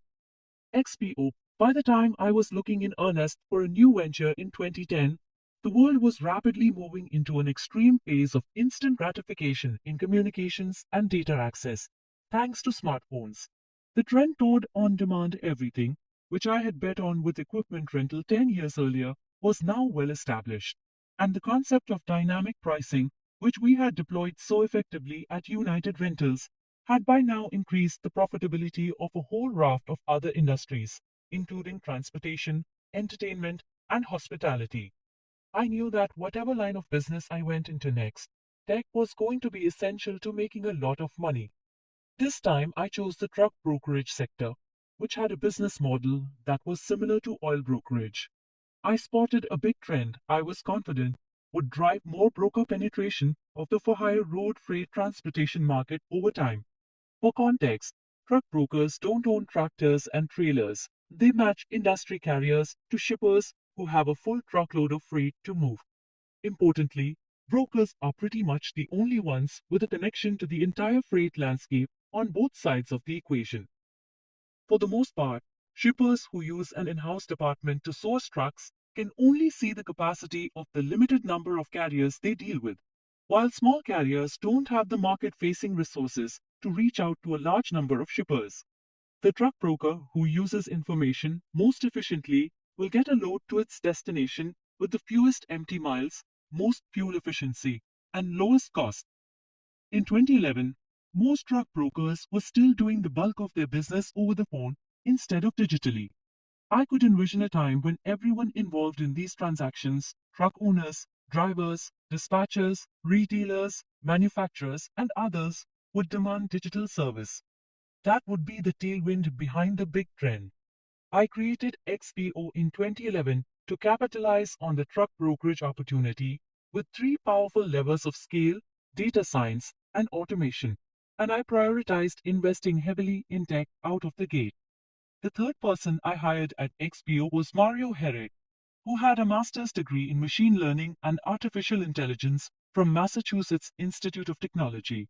Mario's an extremely sharp guy who, coincidentally, had previously worked as chief information officer for a waste management company, although our paths hadn't crossed when I was in the industry. He had driven down from Boston to my house in Greenwich on a Saturday afternoon, and I knew I wanted to hire him within an hour of meeting him. Mario immediately grasped my vision for fully automating freight brokerage processes, a wild and crazy idea back in 2011. Business computers were used by the industry, of course, but we plan to automate almost everything involved in connecting shippers and carriers to the point of pure machine to machine transactions. What's more, our systems would be generating data that would make XPO more valued by our customers and carriers. It turned out that we happened to be right. XPO's tech team created a fully automated, digitally enabled transportation network that spans a nationwide virtual freight marketplace with a single repository of information, facilitating transactions in a private cloud. Huge amounts of data flow into the platform in real time, giving the sales and carrier procurement teams the exact same visibility into loads and trucks moving around the network. This high-profile platform is in use today as RXO Connect registered in North America and XPO Connect registered in Europe. 10 years ago, 0% of XPO's truck brokerage loads were created or covered digitally. Today, 96% of loads tendered by RXO, the brokerage business we spun off in 2022, have a digital component, and many of them are touchless transactions through direct digital connections with customer systems. We transformed the traditional brokerage business model by capitalizing on the intersection of two big, advantageous trends: the shift toward using truck brokers as middlemen and the efficiencies of automated services in an industry where that was not yet the norm. If I was to sum up the genesis of XPO, GXO, and RXO, it would be the vision I shared with Mario in my living room in 2011. Automate everything you can. The importance of that, within the context of this chapter, is that we got the big trend right in our industry a dozen years ago, when it was far less apparent than it is today. Even though XPO was barely more than a startup in a space with many long-standing players, we knew that we wanted to make a big bet on the automation trend and become a leading innovator in transportation and logistics. Within 4 years, we were a global presence in transformative technologies like warehouse robotics, machine learning-based workforce productivity, and automated shipper carrier freight brokerage. Today, XPO, GXO, and RXO are all continuing to be propelled by that same big trend we spotted in 2011, which is now even more viable with AI. Chapter 3: How to do lots of high-quality M&A without imploding. When it comes to making a few $1 billion, I've got a bias toward industries that are ripe for consolidation. Acquisitions are the best way I know of to scale up fast and gain the advantages that come from a large number of locations and greater market share. With scale, I can professionalize the operations by integrating best practices, spread my cost base over a larger revenue base, and attract desirable customers and management talent. Even though the companies I've built had different business models in unrelated industries, each one felt comfortable to me because the opportunity was similar. Obscene profits. There's a story behind that. And it starts about 11 years before I ever made an acquisition. When my 23-year-old self was first looking to make money in business in 1979, I thought of it as a stepping stone to a life of music and meditation. The oil business wasn't even a passing thought. One day, I was half watching the CBS Evening News, and they ran a report on the Iran hostage crisis and how it was driving up petroleum prices and swelling the coffers of the leading oil refiners. For the first time ever, an American company, Exxon, had reported quarterly earnings in excess of $1 billion. The words obscene profits flashed on my TV screen, and I remember thinking, that sounds pretty good. Maybe I ought to check out the oil sector. Although the first two companies I started, Amerex and Hamilton, had nothing to do with consolidation, my brain had been rearranged a bit by those two words, obscene profits. Fast forward to 1989 and the Bilgenko report mentioned in Chapter 2 on how the two leading companies in the waste management industry were raking in $500 million of profit a year. I saw the familiar phrase, obscene profits, flash in my mind. I flew back to the US and asked about 100 people who were making money in the waste industry what advice they had for me. A common theme that kept popping up was consolidation of landfills and waste collection companies in small, overlooked markets. I started United Waste Systems with my own money, followed by outside capital from placements with friends and family about a year later. I ran the company privately until 1992, when our IPO launched with the two leading banks in the waste management sector at the time, Payne Weber and Alex Brown. The public capital markets were a whole new world to me, and it allowed me to go full throttle on acquisitions, beyond the initial deals we'd completed. The timing could not have been better. Environmental regulations were forcing municipal dumps to transform into state-of-the-art landfills, and the new bond requirements alone cost millions of dollars. A lot of small landfill owners were eager to sell out and let us shoulder the capital investments. There was also an opportunity to integrate vertically with trash collection companies strapped by rising disposal fees. Our M&A game plan from the start was to avoid going head to head with the largest waste management companies. Instead, we went into tertiary markets like rural Mississippi and the Upper Peninsula of Michigan, places that the big incumbents overlook, where we could be a big fish in a small pond. We rolled up landfills, then bought the collection companies that were hauling waste to those sites. In short order, we had geographic density and economies of scale. 8 years in, we sold United Waste for $2.5 billion. I loved making obscene profits for the shareholders of United Waste, and again with United Rentals, and again with XPO. It meant that my team and I were doing our jobs in creating the most value for the investors who trusted us with their money. Make sure your rationale holds true on the downside. The mechanics of M&A are fairly simple. Anyone can buy a company by signing an agreement and wiring the money. So, why isn't everyone doing it? For one thing, there's a certain amount of risk involved with each acquisition, and that needs to be offset by higher than average rewards. It's a good feeling when we announce a deal and the stock price goes up that day, but that's not the point. A good M&A deal should drive stockholder appreciation over the next 5 or 10 years. Here's how my team runs the numbers to look at a potential return, calculated on the most recent available earnings of the acquisition target. We use 10 years of earnings at zero growth as a baseline. From there, we make assumptions about what kind of organic revenue growth rate we can achieve in the business over 10 years and what kind of margin we can realize. We also estimate how much annual and cumulative cash flow the operation will generate or consume over 10 years. For us, these projections need to be substantially higher than what the target is generating now, either because of the synergies inherent in being part of a larger company or because we are more accomplished operators, or both. There's no such thing as a sweet deal without a clear path to significant growth. We also stress test every element of our projections, including the underlying assumptions. How likely are we to hit the base case projected numbers? What is the upside scenario? The downside scenario? I'll only do deals where the downside scenario is still good for the company. The base case is excellent, and the upside case is off the charts. And I'm not willing to accept any significant chance that an acquisition won't hit at least its base case projections. If our analysis shows more risk than that, I'll move on. So, why do most companies fail at M&A deals, sometimes spectacularly? And why do most board members who see acquisitions as an easy road to value creation end up regretting signing off on these transactions? Experience is a big factor. Until you gain enough experience to mitigate M and risk yourself, you want to weigh the pros and cons of using a management consultant. As a general rule, I only hire consultants for M&A when the value I expect them to add is at least 10 times their fee.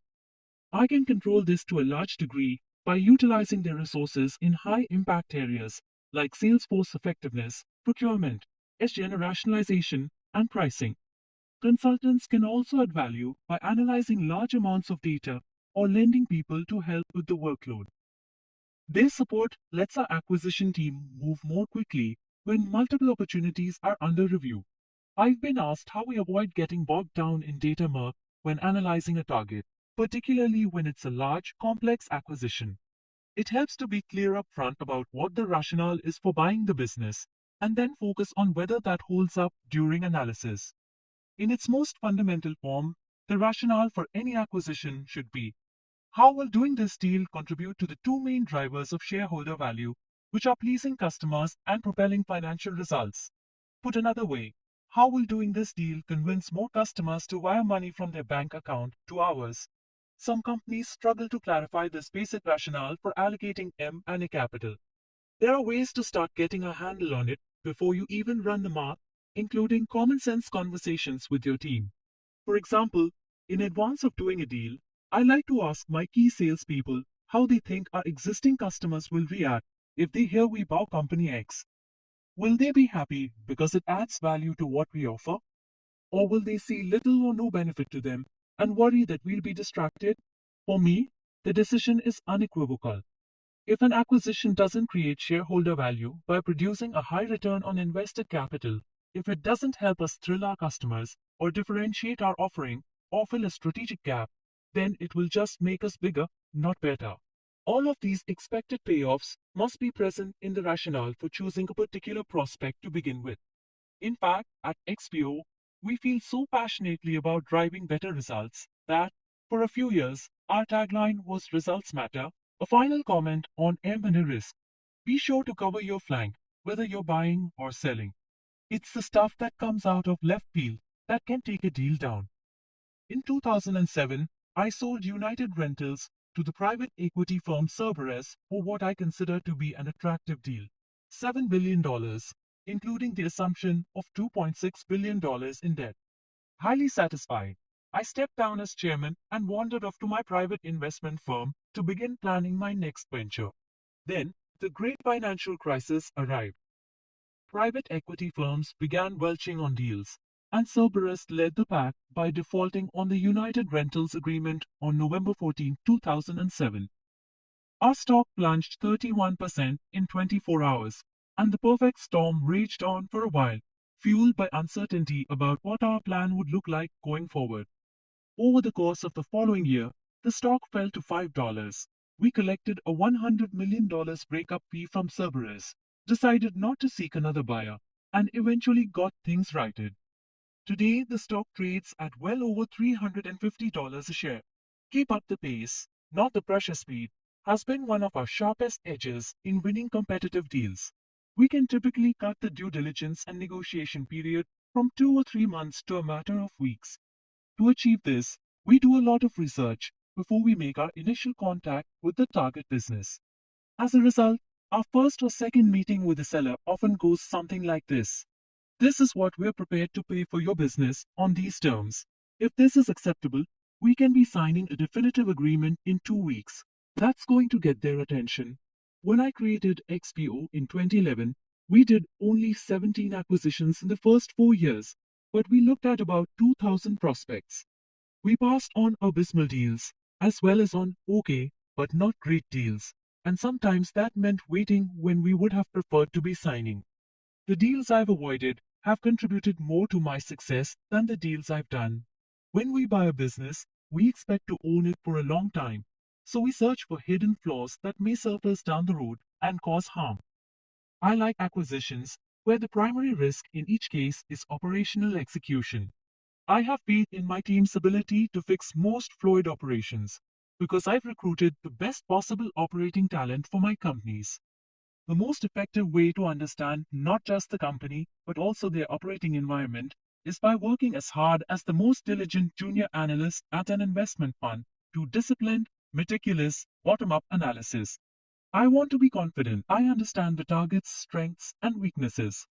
We've created a systematic evaluation process that lets us move quickly with less risk. And while there's no one speed fits all in M&A, faster is almost always better. Here are some of the specific questions my team and I answer as thoroughly as possible before we contact a prospective seller. What will be the big drivers of profitable growth in this business over the next 5 to 10 years? What do we have to believe in order to be confident we're going to achieve that growth? Are the assumptions underlying these beliefs reasonable or easily derailed? Are there big hockey sticks to the growth of revenue and margin without credible explanations for them? Can we accelerate scale more rapidly and at a much lower cost base by deploying AI, automation, or robotics? What are the synergies we can expect from the integration?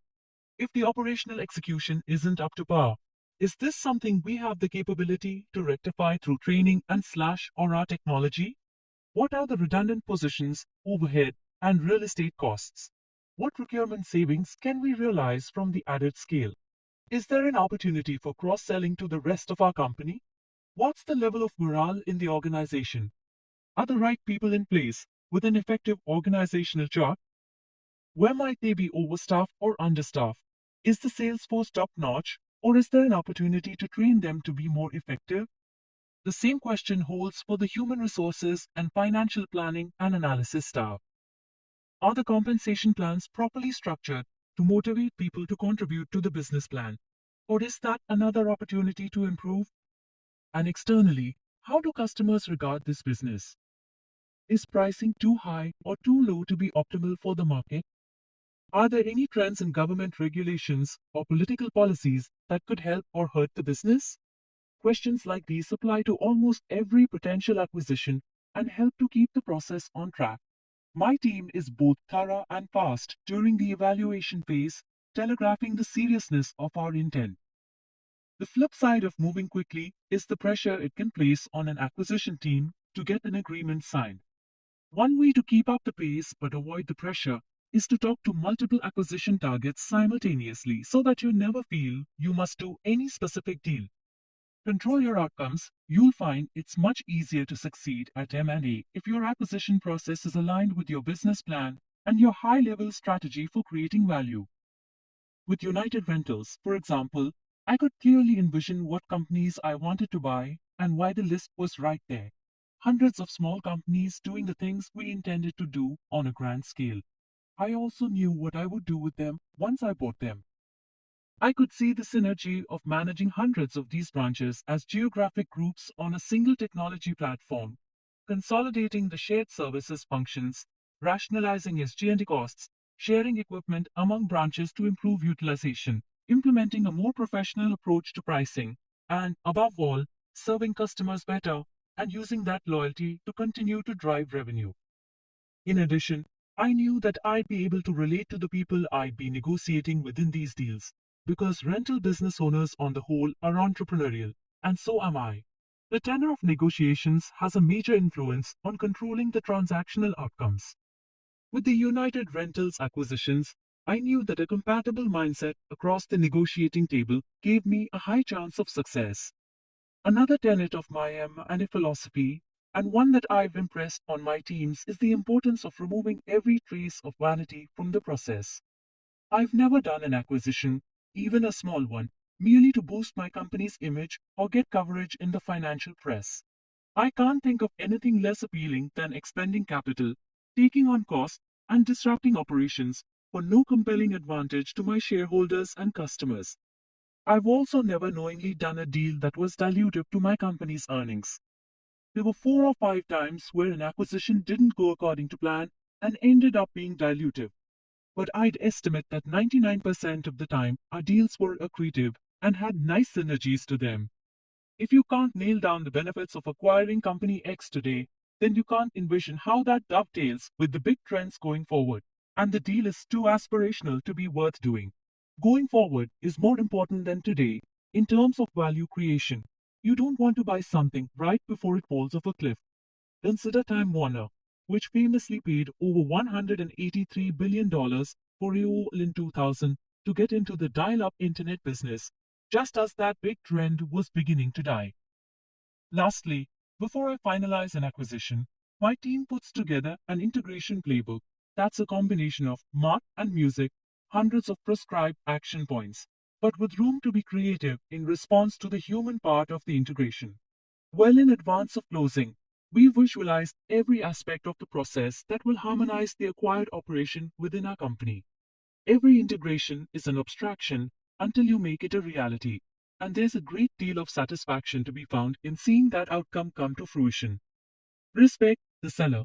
A psychologist in my extended family once told me there are 2 times when an otherwise perfectly sane individual is vulnerable to becoming temporarily insane. One is when their spouse tells them they want a divorce, and the other is when their employer tells them they are fired. I would add a third category, which is when people are selling their companies. Sellers are usually under a lot of stress and not at their best. With the first 100 or so M&A deals I did, I wasted a lot of time trying not to seem overly eager as a buyer. I sometimes went so far as to not return a seller's phone call to maintain an aloof posturing. Wrong. By foolishly playing hard to get, I ended up causing anxiety, even mistrust, with some sellers. I learned that the last thing I want to do is anger a seller to the point where it permanently kills the deal. I can picture some of those early sellers saying, "Damn it, I'll sell my business to anyone except Brad." Once I understood that most private sellers are understandably concerned about their legacies, it became easier to put myself in their shoes. Will we, the buyer, retain their employees and treat them well? How will we treat their customers and vendors, some of whom have become their friends? How will its sale affect the communities they serve? When it's a public company, the board has a fiduciary duty to maximize the price and legally shouldn't take social issues like this into consideration. But in my experience, they often do. And if the board doesn't, management does. So, one way or another, emotional and psychological elements can represent big stumbling blocks to closing a deal, and they tend to rear up between the time a business owner decides to sell and the signing. I find that the more I communicate with the seller in a genuine manner, the more I can ease the tension. For example, if I admire what they've done with the business, I'll tell them that. If I'm eager to buy it, and not just on the fence, I'll tell them that too. It also helps to explain how the negotiation and post-sale processes will work. These statements can't be false flattery. If I can't say something authentic to the seller, I'll stay quiet. That's not the traditional advice people get from M&A advisors. They'll tell you how important it is to maintain a poker face and not seem overeager, but I find that to be counterproductive. It's a little like dating. If you want someone to marry you, why play it cool? Tell them how much you love them. That's more likely to get a ring on their finger. Do everything you can to develop mutually respectful relationships with sellers. My wife has a saying she used a lot when our kids were growing up. Always be patient, pleasant, and polite. I think of her 3 Ps frequently. When I'm dealing with sellers, inevitably, they lead to better dialogue, and dialogue leads to trust. Another thing that works well for my team and me is to figure out in advance what things are must-haves, like price and certain terms. Then, during negotiations, we try to say yes to everything else the seller requests, as long as it's legal. It doesn't matter if something strikes us as off market or just plain silly, it only matters what the seller thinks is important. It's the big priorities we set, not the small stuff, that will determine whether we make it to the finish line. In the period between the handshake and the signing, we're careful about what we promise and empathetic about any anxiety the seller is feeling. This is the period when all the cards have been played and the seller is sizing up our integrity. If we renege on a promise, all the work it took to get to that point may be for nothing. That's why I don't renegotiate a price once we have a handshake, except in the extremely rare circumstance when the seller has misrepresented something big. We also reach out to the high caliber players in the prospect organization as soon as we are permitted to do so and express our commitment to retaining them. He's been a friend of mine for many years, and he's screened nearly every senior employee I've hired since I met him. He's also been involved in most, maybe all, of the M&A deals I've done in the last decade and a half. He said there were neon red flags all over their behavior when they talked about their accounting, so we didn't do the deal. Later, the company ended up being charged with criminal accounting irregularities. We dodged a bullet there. Don't expect to force fit a culture, a fundamental mistake I made early in my aim, and a career was not attaching enough priority to understanding the culture of a prospective acquisition. It's hard, if not impossible, to make wholesale changes to a business culture. The goal is to buy companies with cultures compatible with yours so that change can happen naturally and for the benefit of everyone as the integration proceeds. I want to draw an important distinction. Here, two cultures can be dissimilar and still be compatible. When XPO bought New Breed and Norbert Dentressangle, these companies had different cultures driving their success, but both cultures were compatible with our own. The combination of our organizations created a new and more dynamic culture at XPO. Cultural incompatibility can suck all the energy out of the integration process and generate pushback from employees for years. If you're a fast moving company and you buy a sleepy company, you might be able to get them pumped up over time, assuming you can figure out what made them snooze. But why invite that extra effort? Or if your culture is results oriented with a high level of accountability and you buy a company that stops answering emails at 4:59 p.m., it's going to be an uneasy fit. Similarly, an operation with a dishonest culture won't turn honest just because you give them a link to your code of business ethics. This example is from my roll up of the waste management industry. I bought a garbage collection company from an owner who signed a binding non compete agreement. Then, when the ink was barely dry, his daughter just happened to open a competing garbage collection company down the street from the business we bought and started calling on what were now our customers. Granted, she didn't personally sign the non-compete, so technically she wasn't bound by its terms, but ethically, I felt she was. One of the best uses of my time in the due diligence process is to do face-to-face talks with the top 15 or so people in the company we're in the process of buying. I give these interviews an extra high priority. They take about 90 minutes each, and I get the gist of what's going on inside the company, the positive and the negative. I also get a sense of whether these are straightforward people I can trust. As a bonus, some of the information shared during these talks can help my team anticipate the improvement initiatives that will be needed for the integration playbook and start executing on them right away. Buckle up for the integration. Mike Tyson gets credit for one of my favorite one-liners. Everyone has a plan until they get punched in the face. It's as true of M&A as it is of boxing, particularly when it comes to integrations. Count on unexpected left hooks and be ready to take them in stride. United Rentals is a good example of an integration process that proved it could go round after round. In the 3 months after I founded the company, we acquired 6 equipment rental businesses to give our concept a physical presence. From there, we began to execute a methodical M&A strategy that integrated about 250 independent rental businesses into our branch network, including our landmark purchase of US Rentals in 1998. US Rentals was the second biggest equipment rental provider and the largest acquisition in the industry up to that point. That's the part of United Rentals history people tend to remember, the roll up. What's less apparent is the hard work and the loads of humility it took behind the scenes to buy up businesses at speed and emerge as one cohesive company with a shared culture. My first piece of advice is simple: set your priorities up front and don't stretch your team too thin, or your service levels could deteriorate in the business you bought or your legacy business, or both. Competitors will try to poach customers and personnel when changes are underway. and any slip up leaves you vulnerable. My second piece of advice is even more simple. Celebrate with a high five and then get back to work. There's a ton of stuff to do. First, cultural integration. Cultural integration is the single most important thing to get right after the deal is signed.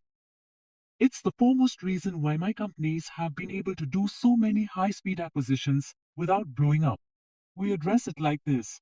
First, we leverage the cultural intelligence we gathered during due diligence. This becomes the basis for our ability to communicate credibly with employees, customers, and other stakeholders.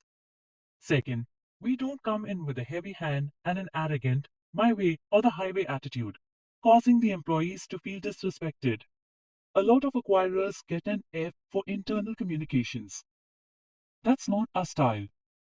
With every acquisition we undertake, we're careful to be respectful toward our new team members through our words, our actions, and even how we think. This can't be fake. People can tell if you're giving them baloney. We cultivate a mindset of feeling grateful toward the people who sustain the company we just bought. And we don't buy companies with the intention of upending their practices wholesale. This doesn't mean we're blindly loyal to everything we inherited with the acquisition. If an employee can't meet the numbers required by our business plan, we have to let them go. The same goes for the inevitable organizational disruptions that are part of M&A. I don't know of any way to unlock huge amounts of value without creating a lot of change, but most of it can be positive and all of it can be fair. From a cross-fertilization perspective, we look for ways to benefit from the qualities that make a deal attractive in the first place.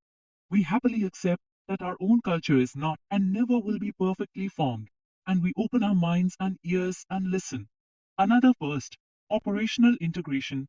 Operational integration is so close in importance to cultural integration that I hesitate to rank them, but they do need to be discussed separately. Operational integration depends on speed and standardization. The sooner we can bring an acquired business into our technology ecosystem, the better. We want one enterprise platform, one human resources system, one CRM, customer relationship management, database for Salesforce management, one business intelligence database, one internal social media community, one KPI, key performance indicator, dashboard, one training curriculum, and one email system. In addition, every new employee gets our procedures and policies manual, including our code of business ethics. We place a priority on closing the acquisition books cleanly and standardizing the financial statements, monthly operating reviews, and budget so everyone is using the same format to present the numbers. We also move everyone to our incentive compensation plans and benefits programs. That way, we can benchmark people and locations and instill accountability. Operational integration also applies to the brand. I like to update the branding of an acquisition as soon as possible after signing the deal so that we're presenting a uniform image internally and to the world. For example, there's nothing that looks more amateur than salespeople going to meetings with different business cards and without standardized job titles. We also set internal and vendor deployment schedules for rebranding the acquired operations with our company's name and logo, including the installation of new signage. Ideally, a visitor to any one of our sites won't be able to tell whether we opened that location from the ground up or we acquired it 10 years ago or 1 year ago. Those are the big, chunky objectives at the top of our integration list. From there, we move on to the rest of the operations, including shared services like IT, finance, accounting, sales, marketing, procurement, and HR. And we strive to do it all seamlessly because we also acquired customers in the deal and they're watching us daily to see how we perform. We've never gone wrong by leading into an integration with the big, mission critical parts of the operations. We don't want to be operating two different businesses. We want clean numbers, fast data, and channels that allow us to share information consistently to lever the high caliber management team I've put in place. Over-organize a lot of mystique surrounds M&A integrations, but experience has taught me that it's all quantifiable. When we acquire a company, the to-do list can stretch to hundreds or even thousands of tasks needed to make the integration work. My strong preference is to assign these tasks to individuals, not working groups.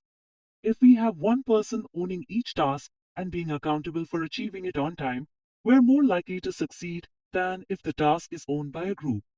I also establish a regular cadence for monitoring progress throughout the integration, typically daily or weekly, or less frequently for tasks that take time to implement. With the cadence set, there's less confusion about progress against the plan or who has the wheel on a given task. Every time we do an integration, we're updating our playbook with new ways to become more efficient in preparation for the next deal. It gives us the benefit of organic continuous improvement, bringing us closer to where we can wash, rinse, repeat. Our United Rentals integrations were far easier than the ones for United Waste, and XPO integrations were easier still. This is partly because we're careful not to repeat the mistakes of earlier efforts, and partly because advances in technology have made integrations easier. But mostly it's because we've lived and learned and been there and done that. Set up early feedback loops. Often, when we buy a company, we discover that the frontline employees, middle managers, even some senior executives have never been asked, "What would you do to improve the company?" You'd think owners would want to know that. We do just the opposite through multiple feedback loops, surveys, town halls, one on one interviews, group meetings, internal social media, whatever best fits the size of the acquired employee base and the time frame.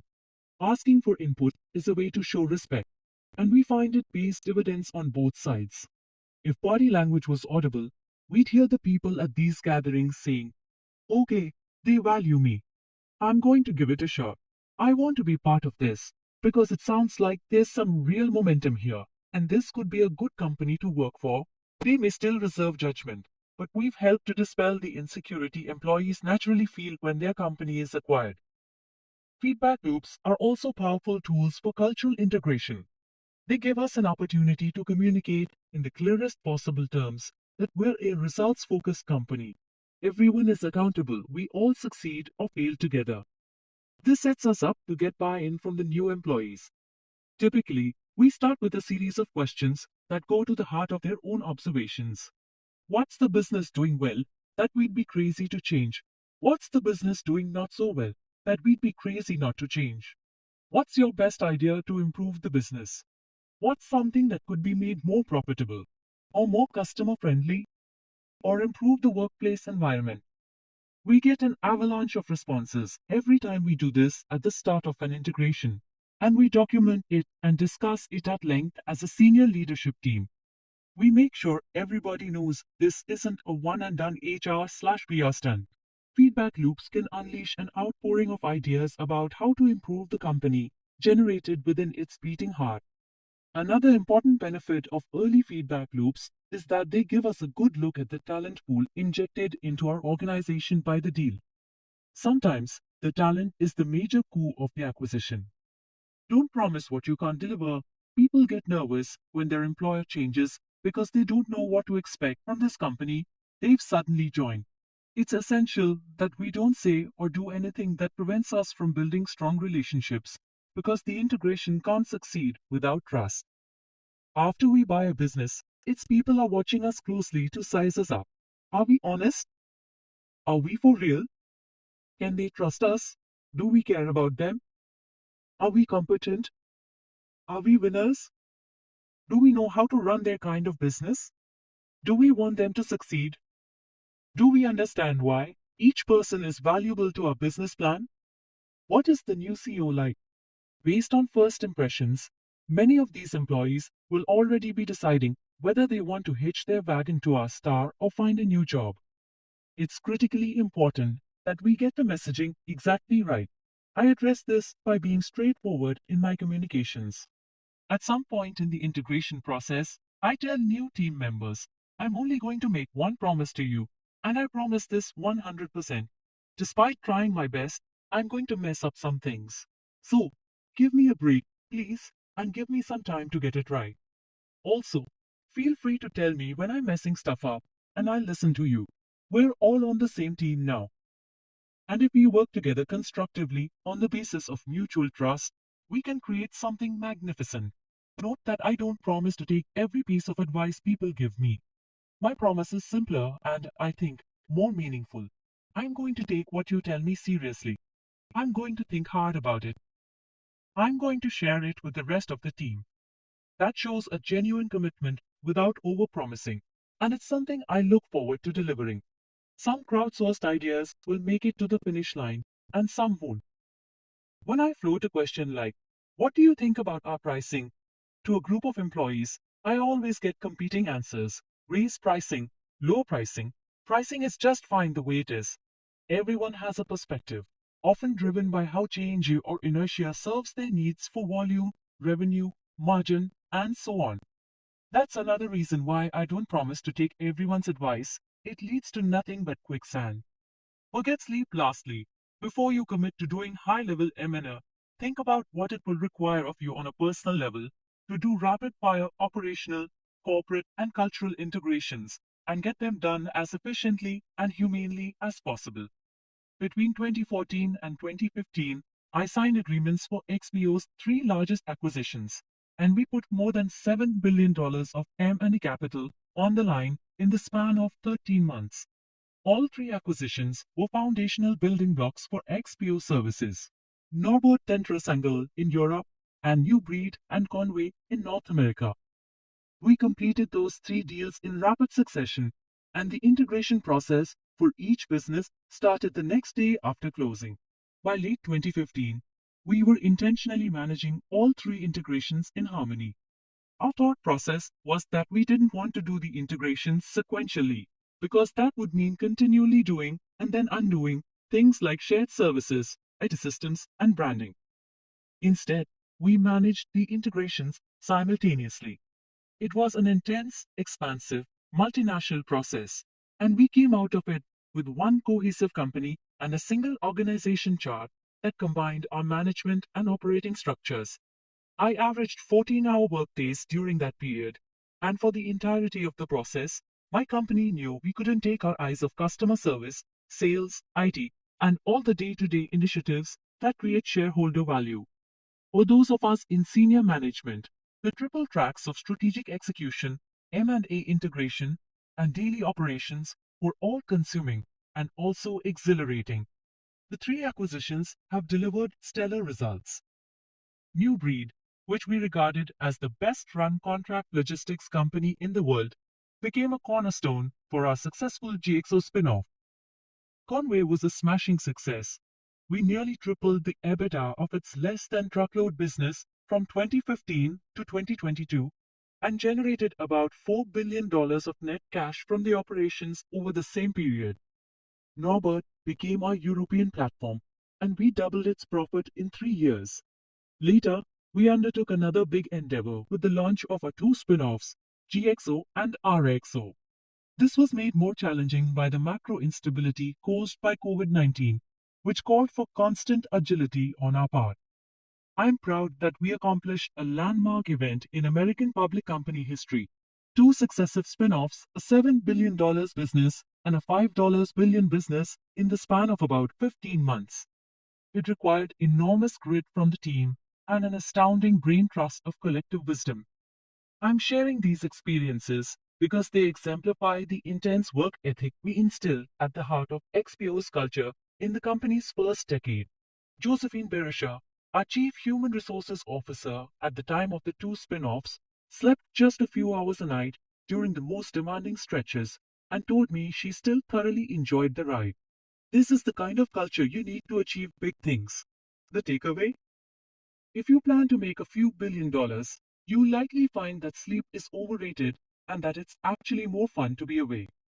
My lunch with Hertz, I'll close this chapter with a cautionary tale about not letting ego intrude into M&A. This is from the roll-up heyday of United Rentals.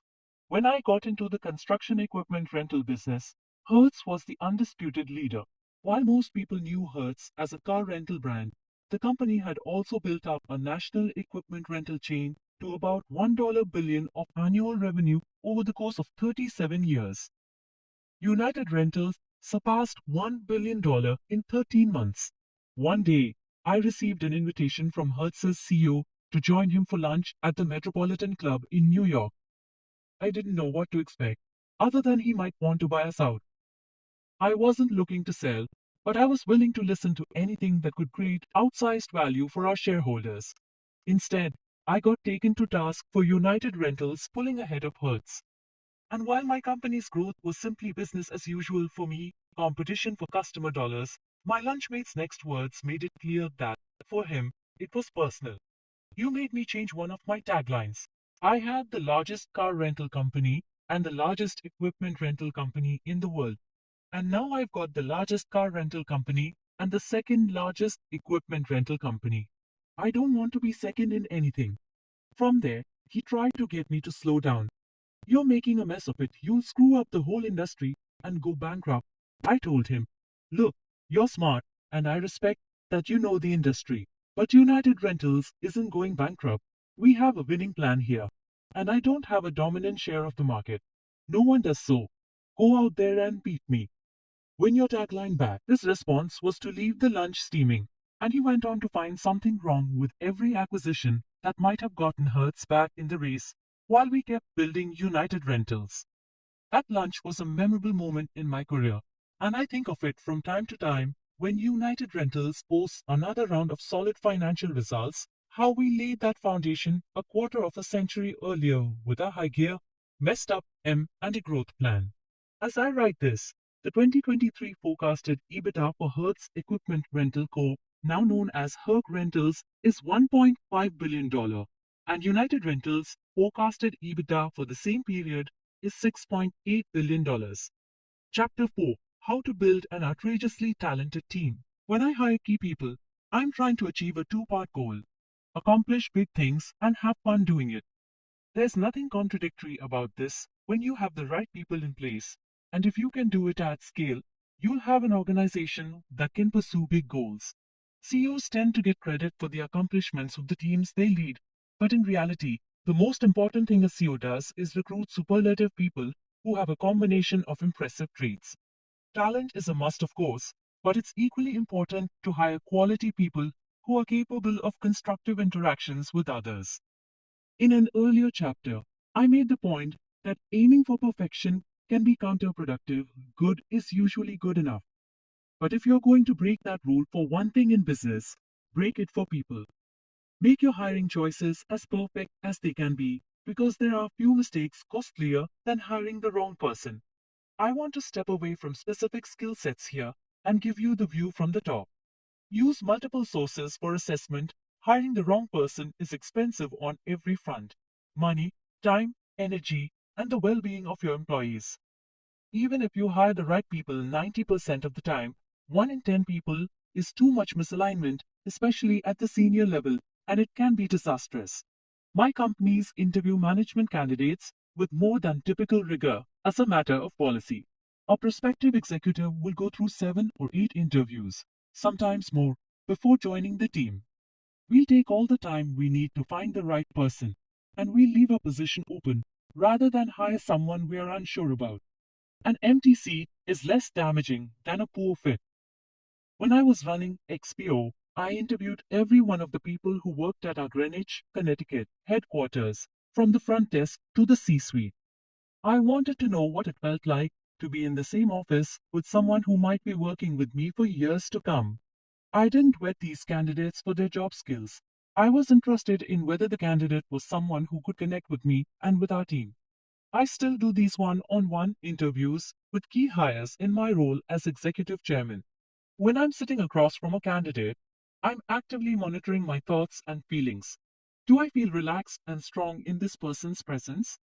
Am I inspired by them? On a more procedural level, we ask each candidate to complete a form with 45 questions before being interviewed. The answers give us a lot of basic information up front so that we can devote more of the interview to getting to know the person behind the resume. For example, 3 of the 45 questions are as follows. For the full list, see Appendix C. What quality do you admire most in people? What do your subordinates think are your weaknesses? What have been 1 or 2 of the happiest moments of your professional life? There's a certain subjectivity involved in getting to know a candidate, and it's important for everyone involved to guard against personal biases. I rely on trusted colleagues to interview the candidate, and share their honest assessment of the person's qualifications and cultural compatibility. When we meet to discuss whether to go ahead with the hire, I expect my team to respectfully disagree with me and with one another if they hold different views. By working collaboratively, we maintain a strong filter for who's allowed into the organization. Intelligence, hunger, integrity, and collegiality. My successor CEOs currently running XPO, GXO, and RXO are Mario Herrick, Malcolm Wilson, and Drew Wilkerson, respectively, and all three are choice examples of a broader truth about hiring. The way to get the best people on your team is by discarding any pre-imagined picture in your head of what the ideal candidate looks or sounds like. Mario, Malcolm, and Drew are totally different from one another in a lot of obvious ways, including how they came to work with me. After I hired Mario as XPO's Chief Information Officer, he went on to also serve as Chief Customer Officer and then as head of our North American LTL business.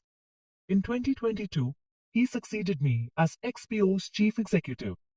Malcolm came to XPO through our acquisition of Norbert Dentra in Europe and ran XPO's European operations for 6 years until we spun off GXO. Malcolm has decades of logistics experience, so he was an ideal choice to serve as GXO's chief executive. We hired Drew from a competitor in truck brokerage, CH Robinson, shortly after I founded XPO in 2011. Drew helped us build our truck brokerage business from scratch and became our XO's chief executive upon the spin-off. Mario grew up in Beirut and conveys his technological brilliance with swiftness and charm and a distinct Lebanese accent. Malcolm is patient and measured, an Englishman who loves football. Drew is a Southerner with a Carolina drawl who gets straight to the point and has a passion for an entirely different kind of football. While there's little about these three leaders that seems to connect them on the surface, they are nearly identical in possessing the four qualities I seek in every hire: intelligence, hunger, integrity, and collegiality. If a candidate is deficient in any one of these four, that's a risk I don't take. If I find someone who scores high in all four qualities and has the skills for the role, I snap them up. Screening for superior intelligence eliminates 90% of all candidates, so it's the first thing I look at. Intelligence is a must have for me, especially as I operate in industries that are multidimensional and evolving. There's just no substitute for smarts. I've related how my mentor, Ludwig Jesselson, schooled me on the importance of looking at problems as opportunities to remove an obstacle and get closer to success. Intelligent people are well adapted to do this. They are more apt to see problems as puzzles to be solved quickly or uncut diamonds to be mined. I want people on my team who enjoy problem solving and who can use their solutions to grow the business and wow our customers. About 25 years ago, people were starting to talk about a new concept called emotional quotient, or EQ. A flood of books and articles asserted that empathy, communication, and related soft skills were the most important traits in successful business leaders. Spencer Stuart, a leading headhunting firm, conducted a study in the 90s to find out which CEO traits actually contribute most strongly to organizational outcomes, EQ or IQ. They looked at companies at every performance level, and the results were unambiguous. The CEO trait most closely correlated with organizational success is a high IQ.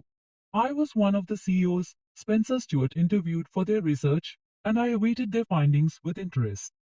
The study's conclusions made a big impression on my hiring practices. It convinced me to double down on hiring the brightest, most talented people I could find so that we can make the best business decisions as a team. I love how electric energy happens naturally when I get a group of brainy people together to hash something out. The smartest thing I do as a CEO is to make sure that most of the people I hire are smarter than I am. When I interview people, I ask some objective questions related to intelligence, for instance, their grade point average in college, and their IQ if they know it. These are useful indicators of brain power, but they are not the entire picture. And there's an inherent risk in assessing intelligence objectively, the risk of confusing pedigree with ability. True, lots of smart people get good SAT scores, go to top ranked schools, and land jobs at big brand companies.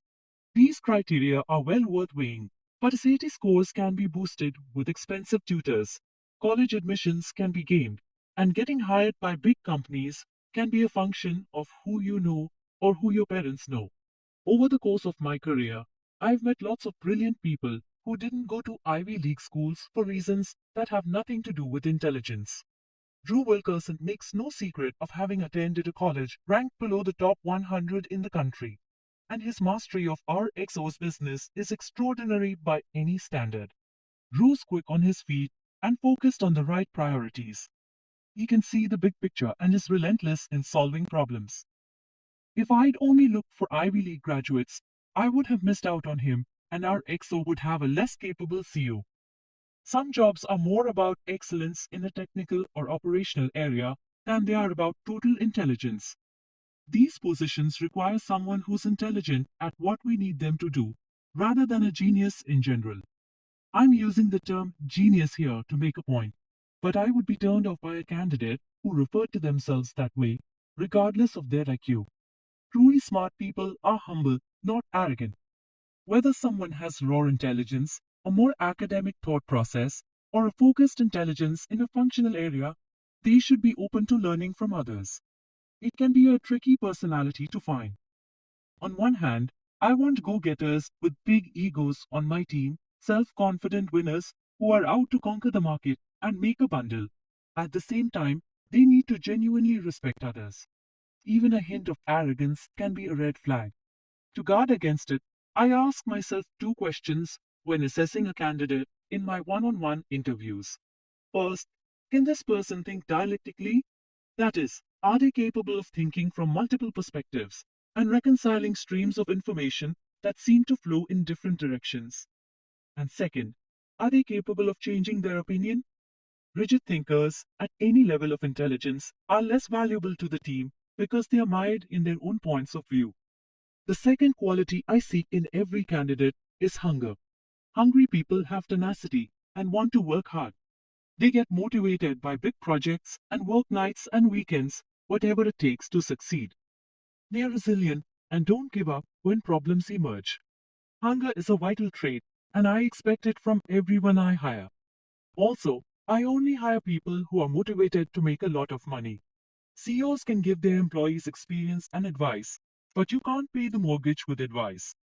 Compensation is the most effective tool I have to motivate employees. If a candidate says to me, I'm not motivated by money, I suspect either they're not being candid or they lack the hunger that's necessary to succeed in what is, after all, a profit driven enterprise. My companies have always looked to hire people who actively enjoy an intense, results oriented workplace culture and aren't merely resigned to working hard. They want to work for us because we're giving them the chance to run hard at ambitious goals and reap significant rewards. At my first company, Amerex, I hired a small team of scrappy people who were driven by a strong competitive streak in part because, like me, they were close to broke. Since then, my companies have been larger but no less hungry, and always with an entrepreneurial spirit and a scrappy competitive streak. One way I try to hire for hunger is by assessing whether a potential employee has what it takes to thrive in a lean workplace. I find that slightly understaffed teams are more focused and spend less time doing redundant busy work.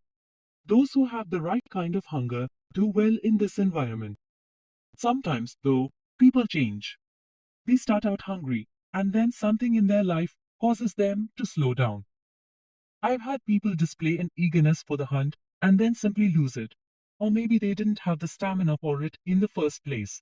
It could be a relationship issue, or an about face in personal philosophy, or the fact that they've made a lot of money and lost their edge. When you've built a team around a deep, internal urge to succeed, burnout is a risk and vigilance is needed to keep it at bay. For example, slightly understaffed teams are more productive than overstaffed teams. But teams that slip into being substantially understaffed cause employees to mentally check out. And people who work too hard for too long can hit a wall. Every so often, I have to tell my heaviest hitters to chill out, turn off your phone, rest, recharge, and come back swinging. We miss them when they're chilling, but that's far preferable to a situation where you have to goad people to put in a bare minimum effort. Integrity, the success of any company, depends on its people fulfilling their obligations. Everyone must do what they say they'll do. It's management's job to provide oversight by setting the strategic direction and removing any roadblocks. But the whole machine works better when the culture is defined by teamwork, and that takes trust. Apart from the obvious benefits of integrity, hiring trustworthy people makes it easier for others around them to focus on their jobs. It only takes one integrity impaired person to disrupt a workplace, so it's far more efficient to filter that person out in the hiring process. Otherwise, the other employees will be wasting time looking over their shoulders to protect themselves, the company, or its customers from their unscrupulous colleague. I've learned three important lessons about integrity over the course of my career. First, if someone's willing to lie about small things, they're usually willing to lie about big things. It's a lot of work to communicate with someone you don't trust to speak truthfully, where you have to constantly wonder whether they're lying and why. And more critically, trustworthy employees are leadership's eyes and ears in business operations. Dishonest employees blind management to the reality of what's going on. The second thing I've learned is that sooner or later, liars get caught. That's why I believe honest people are more successful in the long term than dishonest people. I'm chasing success on a massive scale, so I can't afford to have liars on the team. They pose an existential threat to the entire company, and the team can sense that, even if they don't know anything specific. Honest employees make it easier for everyone to relax. And third, honest people don't have to tell you how honest they are. Instead, they show integrity through their actions. Most reputations for integrity come from the cumulative effect of someone doing what they say they'll do and being straightforward in how they speak. These are the kinds of cues we look for as someone moves through the hiring process. Collegiality, as you may have gathered by now. My team and I spend a lot of time together, so it's a big deal that we like one another. Work becomes more productive when it's with people who bring up the vibe. Collegiality is partly good business, because I believe it's essential to achieving big goals, and it's partly selfish. I went to get a life insurance policy the other day, and the agent told me that, from an actuarial perspective, I probably have 20 years of life left, 7,300 days. I assume the last 1,000 or 2,000 days might not be my healthiest, so I probably have only about 5,000 good days left. I don't want to spend even 1 hour with people who are unkind. The connection between colleagues who work together is intimate, both literally and metaphorically. It's psychological, emotional, even physical. Science has discovered many ways that people in close contact influence each other's physiological processes. I want to make sure that the people around me are healthy influences in every sense of the word. Everyone who gets a job at XPO's headquarters in Greenwich is vetted on the basis of objective competency and the four qualities I've just described: intelligence, hunger, integrity, and collegiality. The office is a creative nerve center and a fun place to be, although not the kind of fun that inexperienced leaders use to distract their employees from the realities of hard work. There are no pool tables or bean bags or beer kegs. There's a feeling of quiet intensity as people go about their work, and there's also an emotional warmth. People admire and trust one another and enjoy spending time together. For the 12 years I was CEO, the Greenwich workplace typically scored between 9.0 and 9.5 on a 10-point scale of self-reported job satisfaction on XPO's anonymous employee surveys. Occasionally, an employee comes across as collegial in the hiring process and turns out to be difficult to work with. It's hard to screen for this 100% during interviews when people are focused on making their best impression. Then they join the team, and their authentic nature comes to light.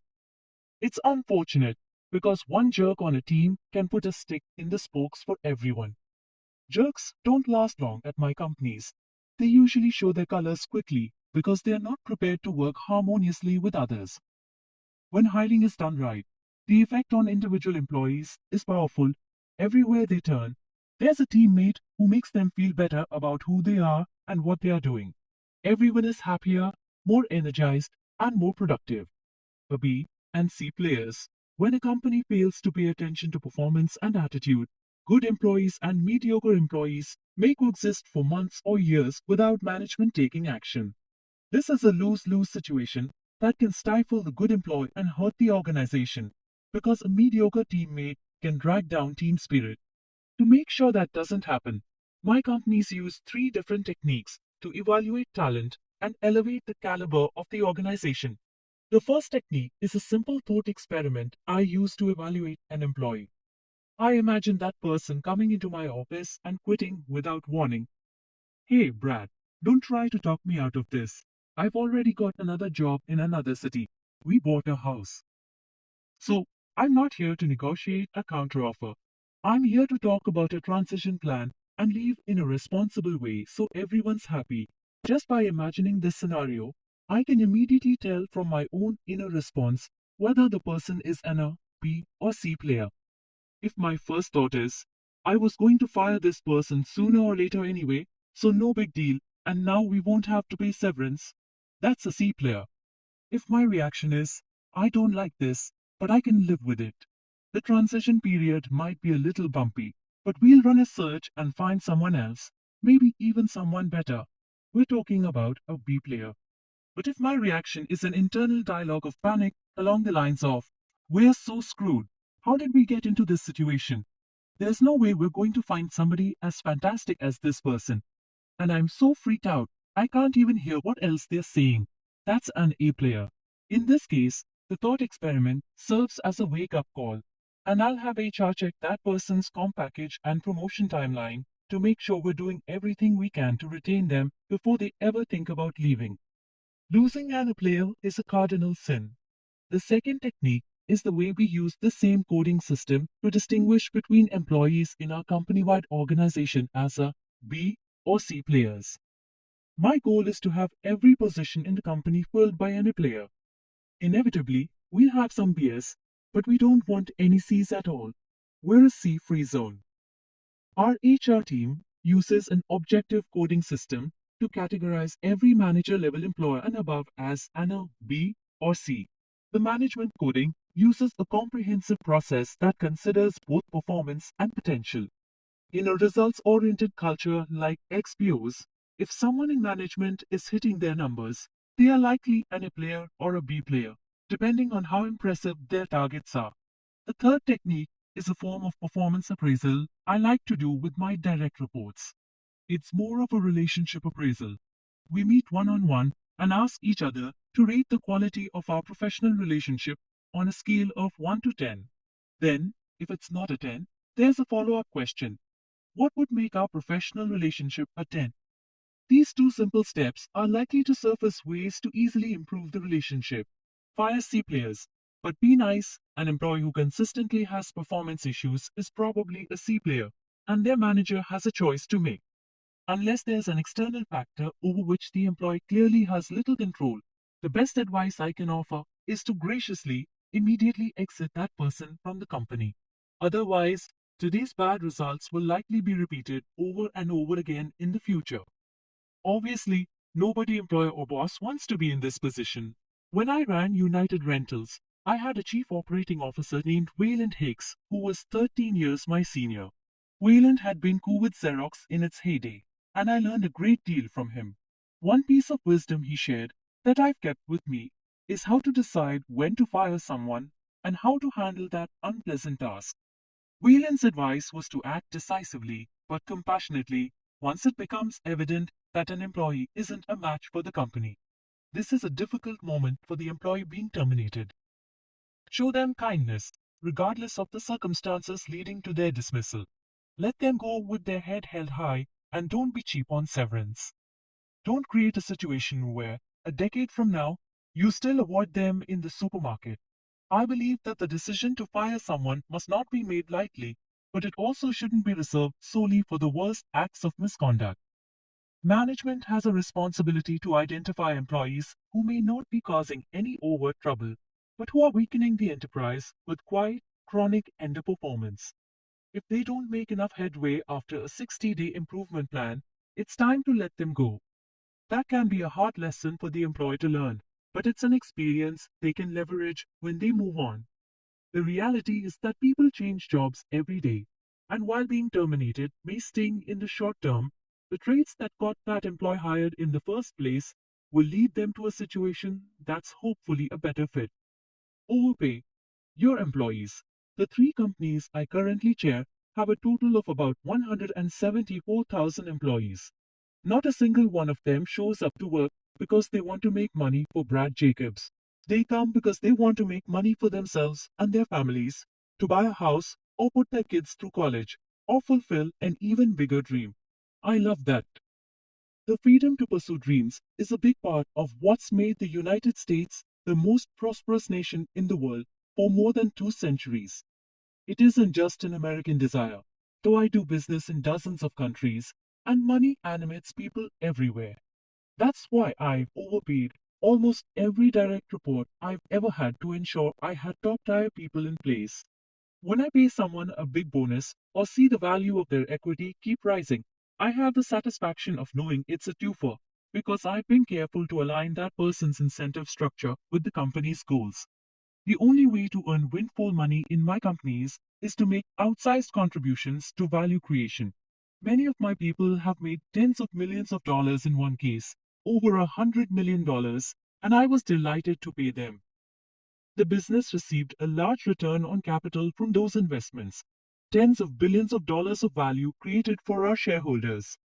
And I have the pleasure of seeing individuals I like make a lot of money for themselves and their families. It's hard to express how satisfying it is to have a hand in enabling that. If you aim to make a few $1 billion, put together an amazingly talented management team and be prepared to pay them well. For example, a typical contract logistics warehouse can generate tens of millions of dollars in annual revenue, and the most important role in that operation is that of the warehouse manager. There might be 100 other people staffing the facility, and dozens of people higher than the warehouse manager on the company's organizational chart. While everyone's work certainly matters, it's the quality of that one manager that has the strongest influence on how the warehouse will perform. It makes no financial sense to skimp on salary and incentives to save $100,000 a year, when hiring a second best candidate may cost you millions of dollars in lost profit. Getting the compensation right means paying attention to every aspect of it, not just base pay, but also incentives. When I was leading United Rentals, the jewel in our acquisition crown was the purchase of US. He was a multi-billionaire and musician who had been married 10 times to 9 wives. One of the reasons XPO attracts world-class people is because we recruit from top-performing, high-paying enterprises like Alphabet, Amazon, and Goldman Sachs. This is a strategic decision I made as CEO to pay like the big corporations and break out of the penny wise and pound foolish mentality that has kept the transportation industry at the lower end of the compensation scale. This has allowed XPO to compete at the highest level for talent. My advice to prospective CEOs is to participate in the intentional design of incentive plans and not delegate them as strictly an HR or talent management task. It's also important to customize the plans for different roles within the organization, keeping the domino effect in mind. For instance, a salesperson naturally pays more attention to revenue growth than to operational metrics, where they have no control. Operations, people, on the other hand, are all about margin and profit. If a salesperson's commission depends only on revenue, it gives them free rein to bring in new customers that may or may not fit well into the company's operational capabilities. That can impair efficiency and negatively impact customer service, margins, and overall profit. It also creates an unhealthy tension between sales and operations. Generally, a sales commission should depend partly on top line results and partly on profit. This motivates the sales team to partner with the operations team in determining which customers are the best fit for the company. Now, everyone is working together to win together.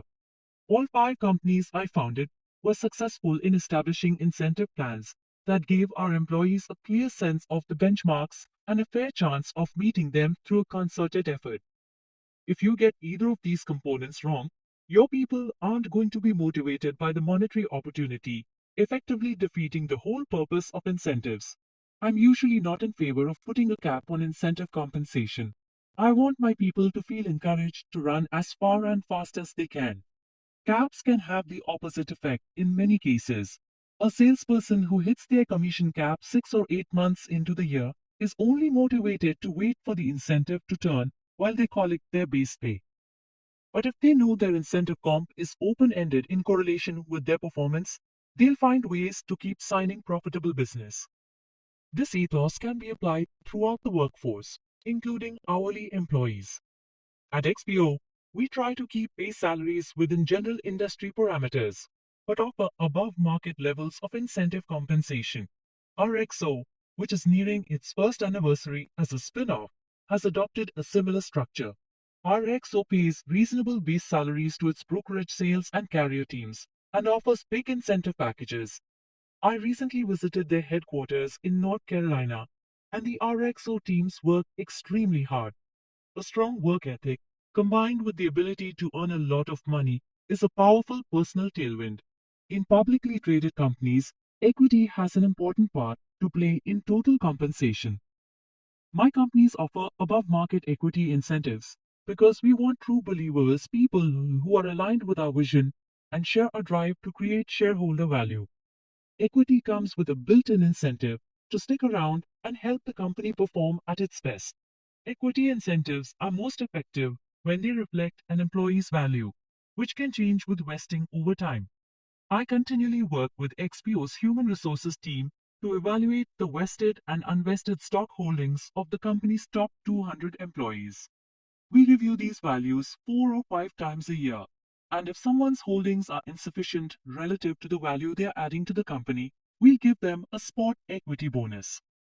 If a top performer's stake is almost completely vested, meaning they've stayed with the company long enough for their equity compensation to become fully theirs, we typically give them more equity over an extended period of time to encourage retention. I also like to extend equity far deeper into the organizational chart than is typical in the business world. Many companies don't start offering meaningful amounts of equity until employees have advanced to higher levels of leadership. But we want as many of our people as possible to feel that they are part of something exciting. And that's the bottom line of a compensation structure that aligns the interests of the people in your organization with the interests of your company and its shareholders. Employees are happier and have more reason to work hard. Managers are more motivated to devise creative solutions to challenges. The company is better positioned to make gains in operational excellence, market share, and profitability. All because you've committed resources to generate ongoing returns through compensation, one of the smartest investments you can make. Chapter 5: How to Run Electric Meetings. There are so many boring meetings, so many rehearsed speeches and passive listeners, so little spontaneity. Even though the room is full of experienced, capable professionals with intelligent opinions, the chairs might as well be filled with human shaped cardboard cutouts. Companies that run meetings like this suffer from what I call big company-itis, and it's something of an epidemic in the business world. The meeting culture is stifled by bureaucracy, which prioritizes predictability over effective communication. Good meetings, by contrast, are productively unpredictable, sometimes wildly so. When smart people get together and are comfortable speaking their minds, the value quotient of the meeting goes way up. There's dialogue instead of corporate pageantry, and the conversations take surprising turns as the group tackles the agenda. Everyone walks away knowing they contributed to the process and with a clear understanding of what needs to be done next. There are three ingredients for electric meetings: the right people, a crowdsourced agenda, and an atmosphere where everyone feels safe to respectfully disagree. Every time I lead a meeting, I want it to be an electrifying experience with high impact. Even modest, one-off meetings are consequential to a company. Over the years, I've come to identify three ingredients that are essential to achieving powerhouse meetings: the right people in attendance, a crowdsourced agenda, and an atmosphere where everyone can respectfully disagree. Now, I'd like to share a personal experience from an early age that crystallized my view of meetings as the mainstay of collaboration. Bennington College, my academic path was, at first, unremarkable, the same as any other middle class American kid going to public school in the late 1960s. I was in 10th grade when my parents were contacted by Northfield Mount Harmon, NMH, a private boarding school with evangelical Christian origins located in northwestern Massachusetts. NMH offered me a scholarship, and I accepted. A year later, Bennington College contacted me with an offer of a scholarship plus early admission, and again I accepted. Without completing high school, I became a college freshman. Bennington was a private, 600 student liberal arts college in rural Vermont, and I remember my time there as one of the happiest, most growth filled periods of my life. Each course at Bennington had 9 students on average, so it wasn't an option to sit and observe. The sessions were 90 minutes of fast paced, challenging discussions. There wasn't even time to raise a hand to be called on. If we wanted to survive, we had to engage. Our instructors were practitioner teachers, meaning they didn't teach full time. They had their own careers going and taught on the side. They knew the names of all their students, and we addressed them on a first name basis, almost like peers. My music and math professors, in particular, had a big influence on my life. They taught me about creativity and improvisation. I loved the whole experience. However, to make my parents happy, I left Bennington after 18 months to finish my education at Brown University in keeping with the family tradition. The Jacobs family is deeply, deeply from Rhode Island. My father went to Brown, my brother went to Brown, and I was going to Brown, whether I liked it or not. Don't misunderstand me, Brown is an outstanding Ivy League university, and I'm proud to be an alumnus, but I couldn't find my footing.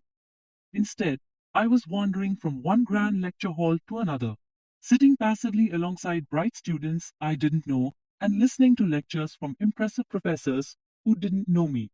Back then, the classes were enormous, sometimes 150 students or more.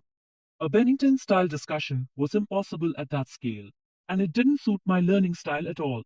Brown had a lot to offer, but I couldn't connect with it, and eventually I dropped out. I guess I was allergic to graduating. It's somewhat ironic then that Brown taught me a lesson that has been a tremendous influence on my life. Learning style matters. My learning style aligns with the dynamic experience I had at Bennington and is at odds with the lectures I sat through at Brown. When I began my business career by founding Amerix, I brought that lesson from Brown with me.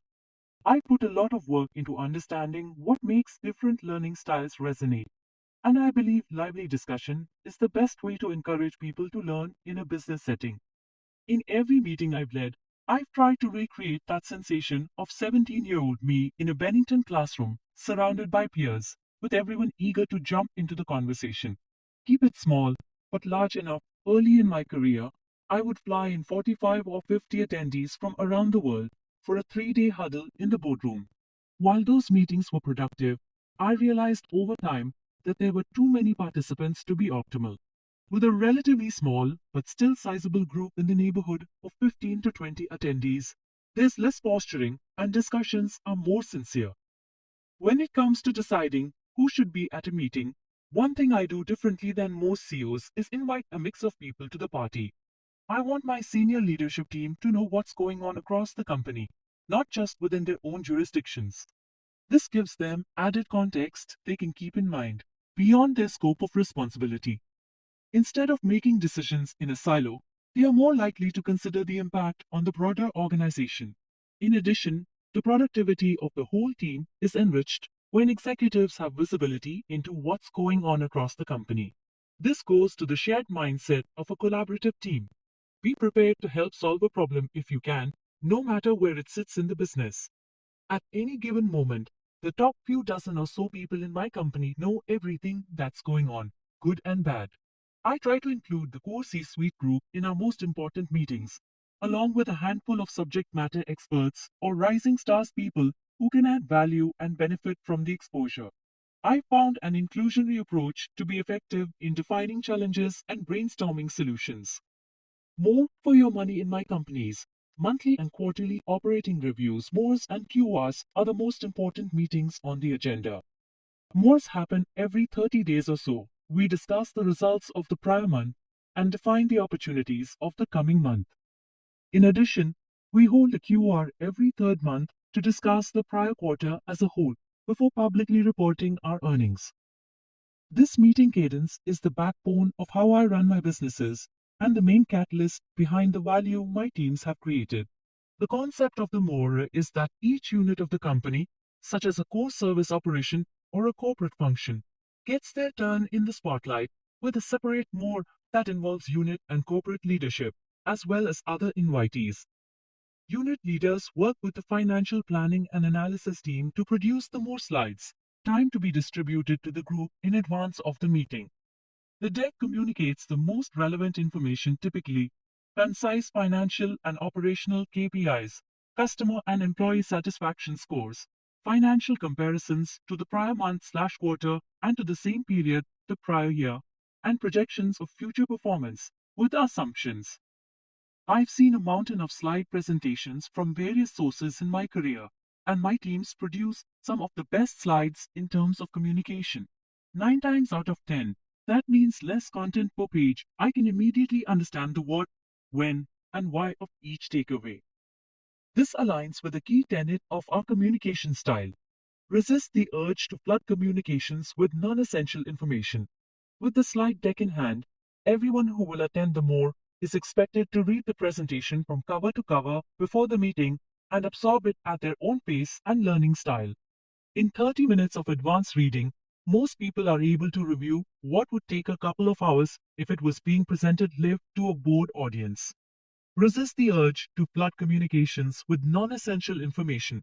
As each attendee finishes reading the deck, they send me their top 1 or 2 most important takeaways and their top 1 or 2 questions. This is a form of crowdsourcing the agenda, one of the 3 pivotal ingredients of electric meetings. No one phones this part in. They are expected to submit questions that are incisive and cut straight to the results they've just seen. Some of the questions that have come my way are as follows. Why is revenue with a top customer trending down, and what can we do to course correct it? Why didn't their team launch the tool they said would go live last week? How can we improve the forecasting process for seasonal demand? To kickstart a meeting discussion, distribute the information to the group in advance so they can think about it. You also won't chew up valuable meeting time flipping slides. More attendees tend to use their questions to zero in on problems, because solving problems is how a company creates shareholder value. But it could also be a question about leveraging success, such as, how did a strategic account manager turn around a customer relationship that was in the dumps? And can we replicate that in the future? Once all the questions and takeaways have been submitted, I have my team create a digital survey that lists them in random order. The lists are then sent to the meeting attendees, who rank each item on a scale from 1 to 10, 1 being, this isn't worth discussing, and 10 being, discussing this should be the highest priority. It's a methodical process that guarantees everyone who walks into that meeting has had to have read the deck, thought through the takeaways, formulated their questions, and let us know how they rank the submissions from the group. We're ready to jump immediately into a productive conversation. Avoid the spin. We start the more by reading the takeaways that scored 7 or higher on the survey. Then we dive into the questions, starting with the highest ranked questions and moving through them as far as we can before time runs out. An assigned moderator ushers the group from question to question and manages the tempo in real time, deciding whether to pause on a certain topic for follow-up questions or move on. The tempo is largely governed by how productive each discussion is. The quality of the moderating is critical to the success of the meeting. With Morris and QRs, it frequently makes sense to have the unit leader act as moderator, but I also like to assign unexpected choices. Sometimes, for example, I have assigned someone from outside the unit to be a surprise moderator, tapping people who have a neutral point of view and don't feel compelled to put a positive spin on things. I've also asked meeting attendees to step up and be moderators, choosing someone senior enough to be invited, but not so experienced that they're an obvious choice to lead the meeting. I want that person to benefit from hands-on experience, shepherding a group of executives with strong personalities. There's a method to my emphasis on spontaneity. I'll do everything I can to avoid a situation where an attendee comes to more with a script they've crafted, determined to present a curated narrative. Everyone at the meeting needs to know the real deal on the unit's performance. And senior management needs an unobstructed view to meet our fiduciary obligation and create as much shareholder value as we responsibly can. Also, because people can sense when a narrative doesn't ring true, I don't want the meeting to be soured by suspicion that something's not being said. Put it all on the table, good and bad. I especially want to hear the bad stuff, because many times things that are going wrong can be turned into money making opportunities. The operating review practice is also an important part of our succession planning strategy, and it reflects our preference to promote executive talent in house whenever possible. These meetings build bench strength for succession by exposing executives to all parts of the company, and they give leadership a way to spot the rising stars in the organization and observe them in action. When opportunities for promotion open up, a track record of consistently adding value in operating reviews can tip the scales in an individual's favor. I like to end meetings on an uplifting note. For example, I'll go around the room and ask each person, whose star went up in your eyes during the meeting and why? I'm impressed when someone shows they can run an amazing more early in their career, because not only have they gained that valuable experience, but it also tells me they can lead a team of intelligent, financially savvy executives who put a premium on their time. Explore conflicting opinions. High powered people who know what they're talking about tend to have strong opinions, and in a group setting, that can mean conflicting opinions. Rather than shy away from that, I believe conflicting opinions are the purpose of the meeting in the first place. I get nervous when I'm in a meeting where everyone is in unanimous agreement that things are copacetic. There are almost always alternative ways to look at the same set of facts, and if those differences aren't emerging in a plain spoken discussion during the operating review, something may be wrong. When two individuals explore their differences together in constructive dialogue, it elevates the debate beyond speaking style to the gist. What is the value? What is the risk? What is the domino effect? And the answers can lead to lots of money being made. It's an exhilarating experience to finish a productive meeting where every person in the room was fully attentive to each speaker. That's why it's important to push every attendee in a meeting to speak up. Listening is important, but someone who only listens is taking without giving and doing a disservice to the group. In my operating reviews, the moderator will go around the room multiple times during the meeting and pose the same question to every participant. Technically, video meetings are well designed for Q&A because participants can type their answers into the group chat. By the end of the MORE, everyone in attendance should have a clear understanding of how their unit has performed relative to plan, what the opportunities for improvement are, and what the tactical steps are that can help the team achieve its targets. It warms my heart to hear things like, we put our heads together tomorrow and get to the bottom of it as the meeting wraps. It tells me that real connections were made. At the end of your next meeting, have each participant stand in turn, look directly at another person, and address them by name, saying, I'm proud to be on the same team as you because.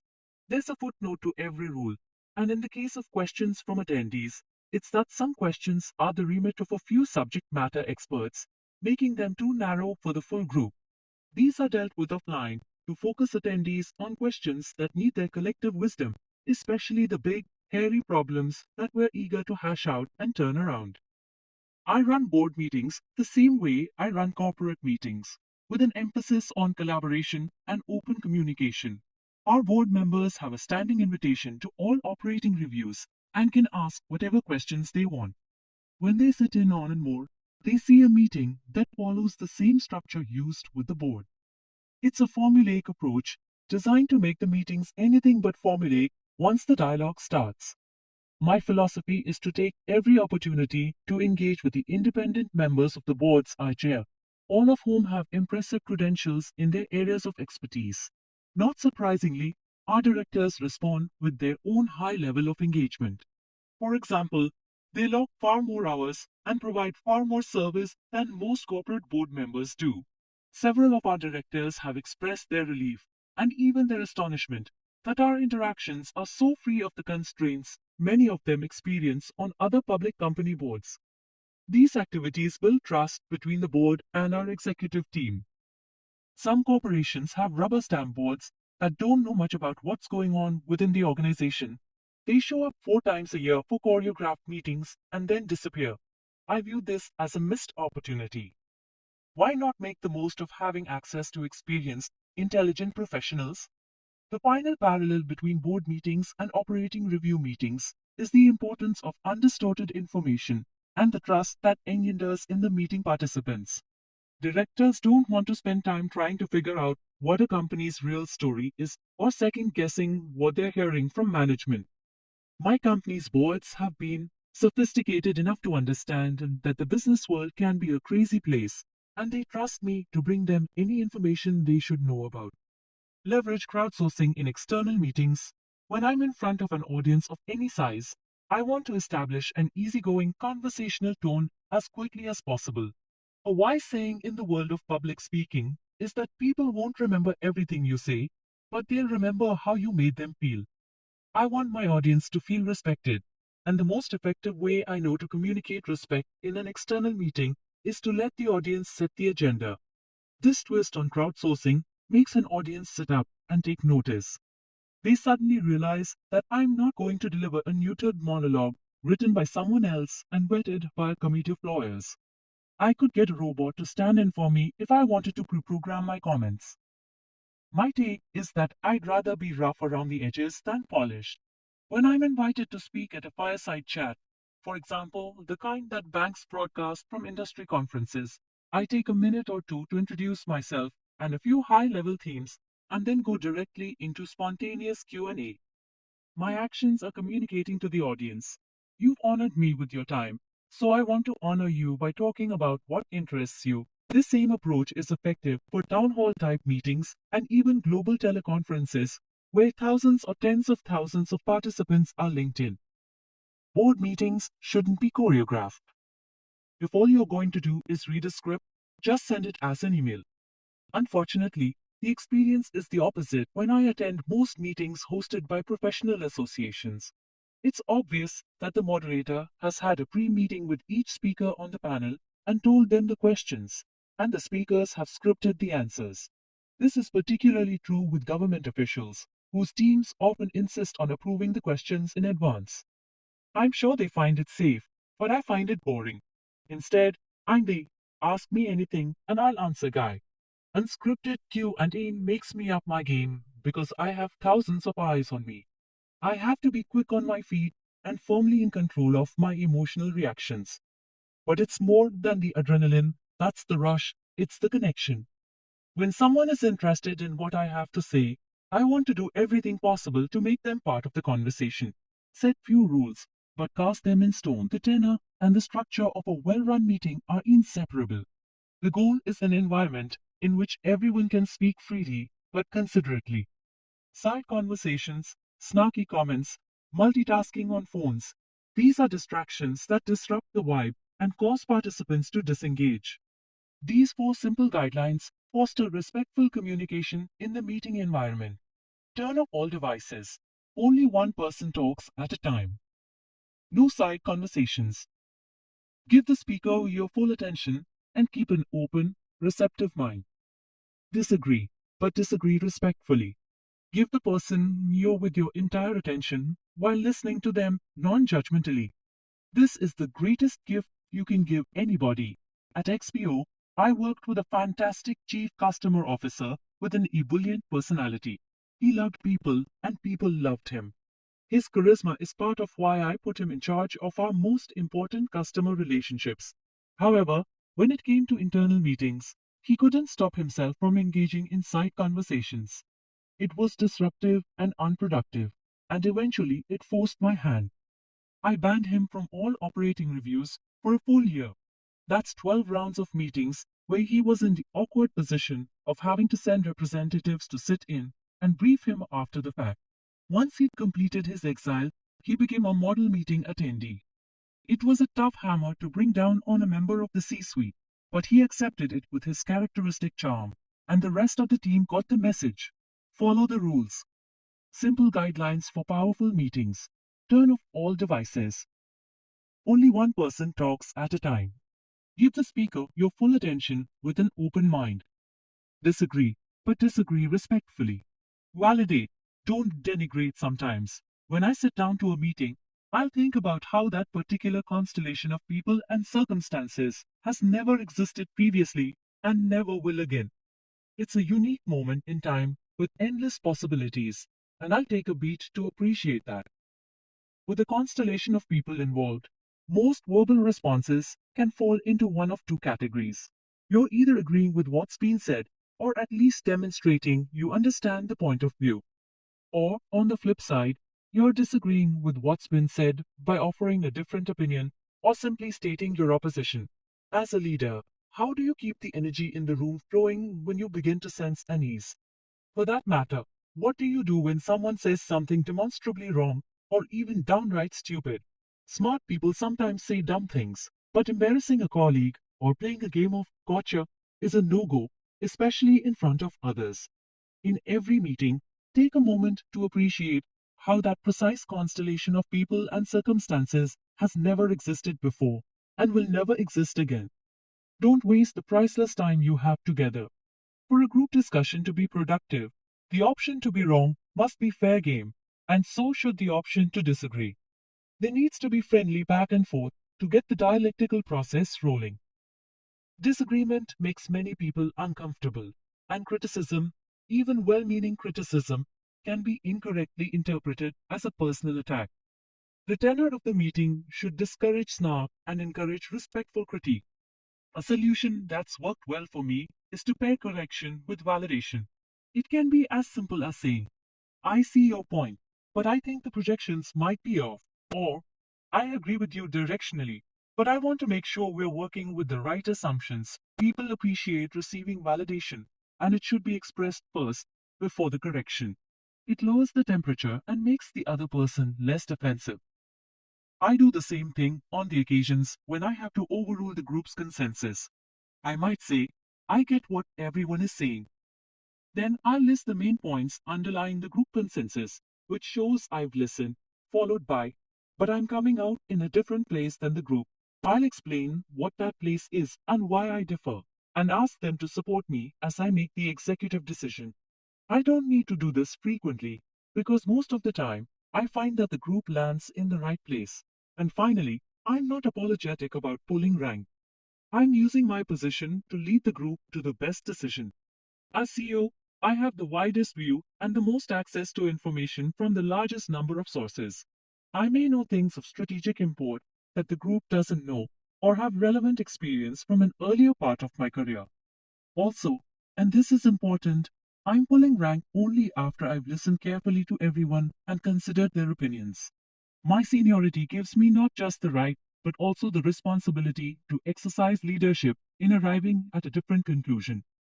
I'm so confident of the meeting techniques outlined in this chapter that I'm in the process of creating an external meeting series to be attended mainly by invited CEOs and other senior executives from Fortune 200 companies. We'll set each meeting agenda just as I described by crowdsourcing the topics. These accomplished people will answer the top ranked questions of the cuff based on their own experiences. I'm willing to bet the spontaneity of that approach and the caliber of the group will make for unforgettably electric meetings. Chapter 6: How to Kill the Competition Instead of Killing Each Other. I've shared how I go about hiring, motivating, and compensating the most uplifting people I can find. Now, I want to talk about the importance of creating a unified team culture so that every employee can participate in our success. Before I split up XPO, we had well over 100,000 employees working together under the banner Hashware Expo. There's no question that our people were the reason why our stock notched a position as the seventh best performer in the Fortune 500 over the last decade. 4 years after I founded the company, we were named the fastest growing company on the Fortune 500. The team was proud of those recognitions. But the accolade that made me smile the widest came from Forbes. In 2017, XPO was named one of America's best large employers, a recognition that we received again in 2023. I can't think of anything more gratifying than creating an environment where people can't wait to spend the day with their team. People want to be part of something big and exciting, and they want to know how they fit into it. Tell them This is the workplace vibe I've sought to replicate across all the companies I founded. It prioritizes collaboration, in my opinion, the most effective lever for furthering any company's strategy and vision. Self motivation is a valuable trait in an employee, but it should help the team succeed, as well as the individual. CEOs can't physically be in front of their employees every day, urging them to perform at their best together. The proxy for this is corporate culture. To fully understand just how powerful collaboration is as a catalyst for achievement, take a look at your nearest anthill. Of superorganisms and saxophones, there's a mind blowing book called The Superorganism that has influenced my thinking on what makes a winning culture. Its authors, Berthold Obler and Edward O. Wilson, describe how social insects function in highly developed team structures called superorganisms. Why a colony of ants, for example, operates as a single, coherent superorganism that's far more powerful than the sum of its members. Please keep that in mind as I summarize some of the characteristics of these superorganisms because the parallels with corporate cultures are stunning. A typical ant colony, depending on the species, can have anywhere from about 20,000 to 100,000 members. Within that superorganism, these tiny creatures are capable of extraordinary feats. Ants are highly vigilant against threats to their colony, and they'll respond to those threats even if doing so puts them in danger. When an underground tunnel collapses, for example, ants will perform search and rescue operations, sometimes risking death to save others. They even attend to injured comrades and help them recover. Ants also demonstrate the signature trait of a superorganism: active communication with one another. They are energetic communicators. In fact, they are among the most interactive creatures on our planet. They have the ability to convey their messages in multiple ways, like pheromone secretions, movement, touch, and even sound. It's understandable why the qualities of communication and collaboration so often define superorganisms. They allow for a division of labor that's sophisticated enough to elevate each member to a higher level of performance. As incredible as all this sounds at the insect level, it's a hallmark of every well run human operation, and it's also happening all around us with organisms even smaller than ants. Let's take a quick spin through bacteria. Bacteria are the most minuscule and abundant living organisms on our planet. They communicate by producing chemical signaling molecules known as autoinducers that can be detected and understood by nearby bacteria, and they are bilingual to boot. Bacteria speak two languages, one to communicate within their species, and a different, universal language that can be understood by all other bacteria. What on earth do bacteria have to chat about? For one thing, these molecular signals alert other bacteria that fellow bacteria are nearby. It's the basis for a process called quorum sensing that helps bacteria make coordinated decisions. For example, if bacteria detect that an adequate number of their species are present, they may be more likely to attack an organ in your body. Or if they detect they don't have the numbers they need, they'll hold back. Before you become concerned about microscopic thugs lying in wait, consider how effectively our human species has evolved in our coexistence with bacteria. Until relatively recently, in the 195,000-year history of Homo sapiens, our health and even our survival depended to a large extent on the conversations of organisms too small for our eyes to see. This is a major reason why lifespans used to be so much shorter and child mortality rates so much higher. But then we started solving the problem of bacterial infections using our prefrontal cortex. That's the part of the human brain where reasoning and creative thinking reside. With the help of some scientific geniuses and our advanced ability to communicate, humans developed antibiotics and other medical technologies that largely negate the power of bacteria to harm our health.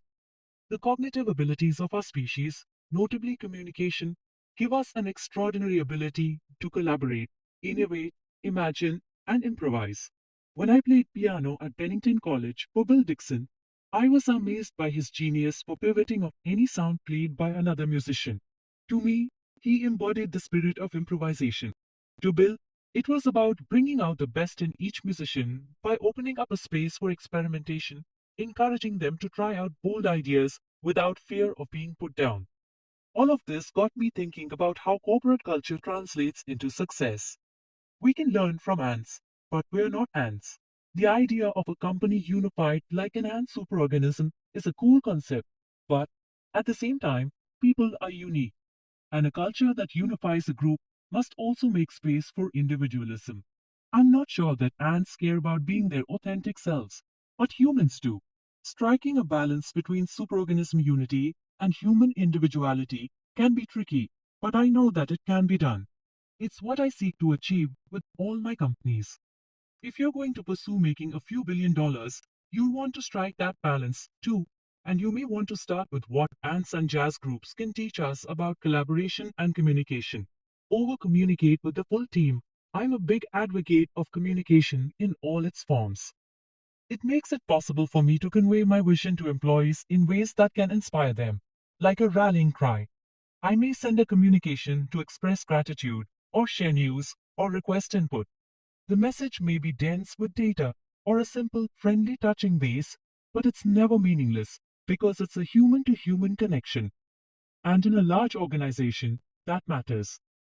I've never been an ivory tower type of CEO. The internet was just emerging midway through my time at United Waste Systems, so I wasn't able to communicate with our employees as frequently as I would have liked. By the time I founded United Rentals, we had the benefits of sophisticated technology, and my team and I put many more hours into communications, even in our most hectic acquisition periods. Those experiences led to the strong communication framework we established at XPO. I don't believe there's such a thing as over communicating. Every employee survey I've ever seen has indicated that employees want to hear more from management about what's going on within the company. Communication perennially ranks high in XPO's survey result, sometimes even outpolling compensation.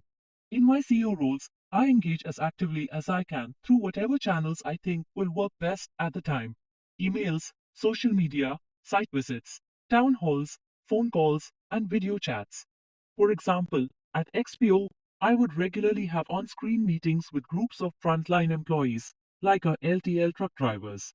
Another thing I try to do is keep a consistent cadence to the internal communications to reinforce a spirit of openness. I believe most people care deeply about whether people are upfront with them. A CEO who communicates once every week or 2 weeks and then goes silent is inviting speculation that the company is in some kind of a jam. Every company faces challenges from time to time, and when that occurs, employees want leadership to be clear about what happened. I respect that, and if there's a plan to resolve the issue, I'll share it if I can. Some employees may decide they don't like the plan, but they can see you're not trying to hide things from them, and you have a better chance of getting their buy-in. If the board access, the board of directors is another key audience for internal communications. When I was in the CEO role at XBO, I'd remind my team that we work for the board, because the directors are fiduciaries for the shareholders who own the business. The boards of each of my companies performed their duties well and continue to do so under my successor CEOs, in part because information is shared so freely with them. The steady stream of emails our directors would receive from my office was just the beginning. We made sure the board had access to the company's internal social media community, my Brad's Club newsletter, and the most important operating and financial reports. We also shared meaningful data with the board on virtually every aspect of the company's performance. Being all in is energizing, it's also highly contagious. My communication strategy for board members is similar to the one I use for employees. Connect as often as reasonably possible with as much openness as possible. I view the board as my boss, so I speak to directors the way I require my employees speak to me with 100% unvarnished honesty. Another thing that sets my boards apart is that I give directors full access to the organization. A lot of companies don't want their board members talking to executives, but I've taken the opposite approach. If a director wants to speak to someone, they pick up the phone and call them. There have been many times when this has proved mutually beneficial for our directors and managers. Attaining a forthright bond with the company's directors may sound simple, but it requires a strong commitment to open communication that starts at the top and is supported by everyone who comes in contact with the board. become a much better listener so far. I focus on communications that get pushed out to a company's internal audiences, the employees, executive team, and board of directors. The other dimension to communication is listening, and it's altogether more challenging than outbound messaging. In 2010, I saw Serbian performance artist Marina Abramovic at the Museum of Modern Art in New York. Her exhibition was called The Artist is Present. Abramovic sat on a chair in the middle of a roped off area surrounded by a crowd of people. Visitors came in one by one and sat opposite Abramovic in an empty chair. She looked directly into the eyes of the other person without saying anything, but was completely present with that person. It was an intense experience for everyone involved, and some people even cried, including the artist herself. Most people, regardless of temperament or circumstances, appreciate receiving focused, positive attention from others. I try to honor this whenever I can. If I'm checking my phone during a conversation, I'm wasting the time of the person I'm speaking with, and my own time as well. But if I can be fully present and listening to that person, even for a minute or two, I can make a real connection. The ability to truly hear another person is a kind of superpower. I've taken many training courses on active listening and related skills because I'm a big believer in its importance. Deep listening, for example, is when your complete attention is directed at another person.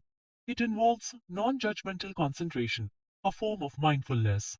If this sounds like overcomplicating an everyday action, consider how we've all become accustomed to getting just a tiny fraction of another person's attention. When we do get their complete attention, it's a rarity, and we feel a profound connection with that person from deep within ourselves. From a practical standpoint in business, when I give someone my complete attention, it's because I believe they have something time sensitive or especially meaningful to tell me.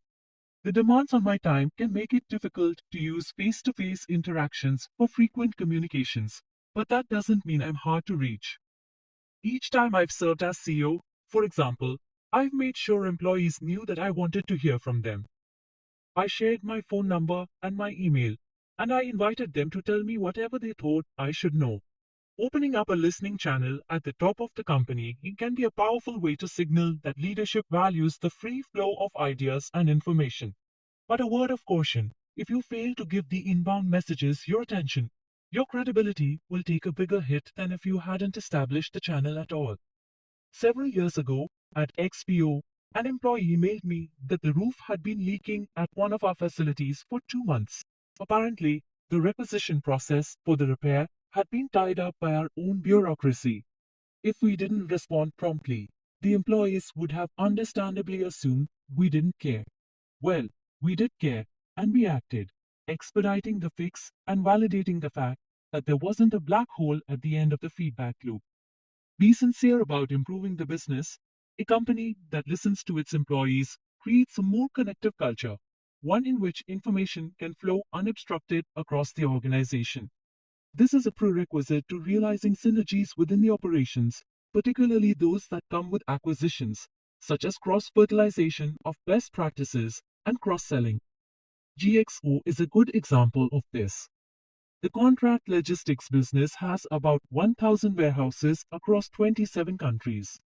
Some of these facilities are among the best in the industry globally in terms of productivity, efficiency, safety, and customer satisfaction. I want to listen to what the employees at those locations have to say, deeply listen to them, so that I can figure out what they are doing that's superior to the network overall. Then I want to apply those lessons to improving the rest of the organization. I could spend hundreds of thousands of consulting dollars to get to the same place, or I can devote my time and attention to figuring it out myself. Experience has taught me that employees usually have the answers and will share them with you if they believe you listen and be respectful.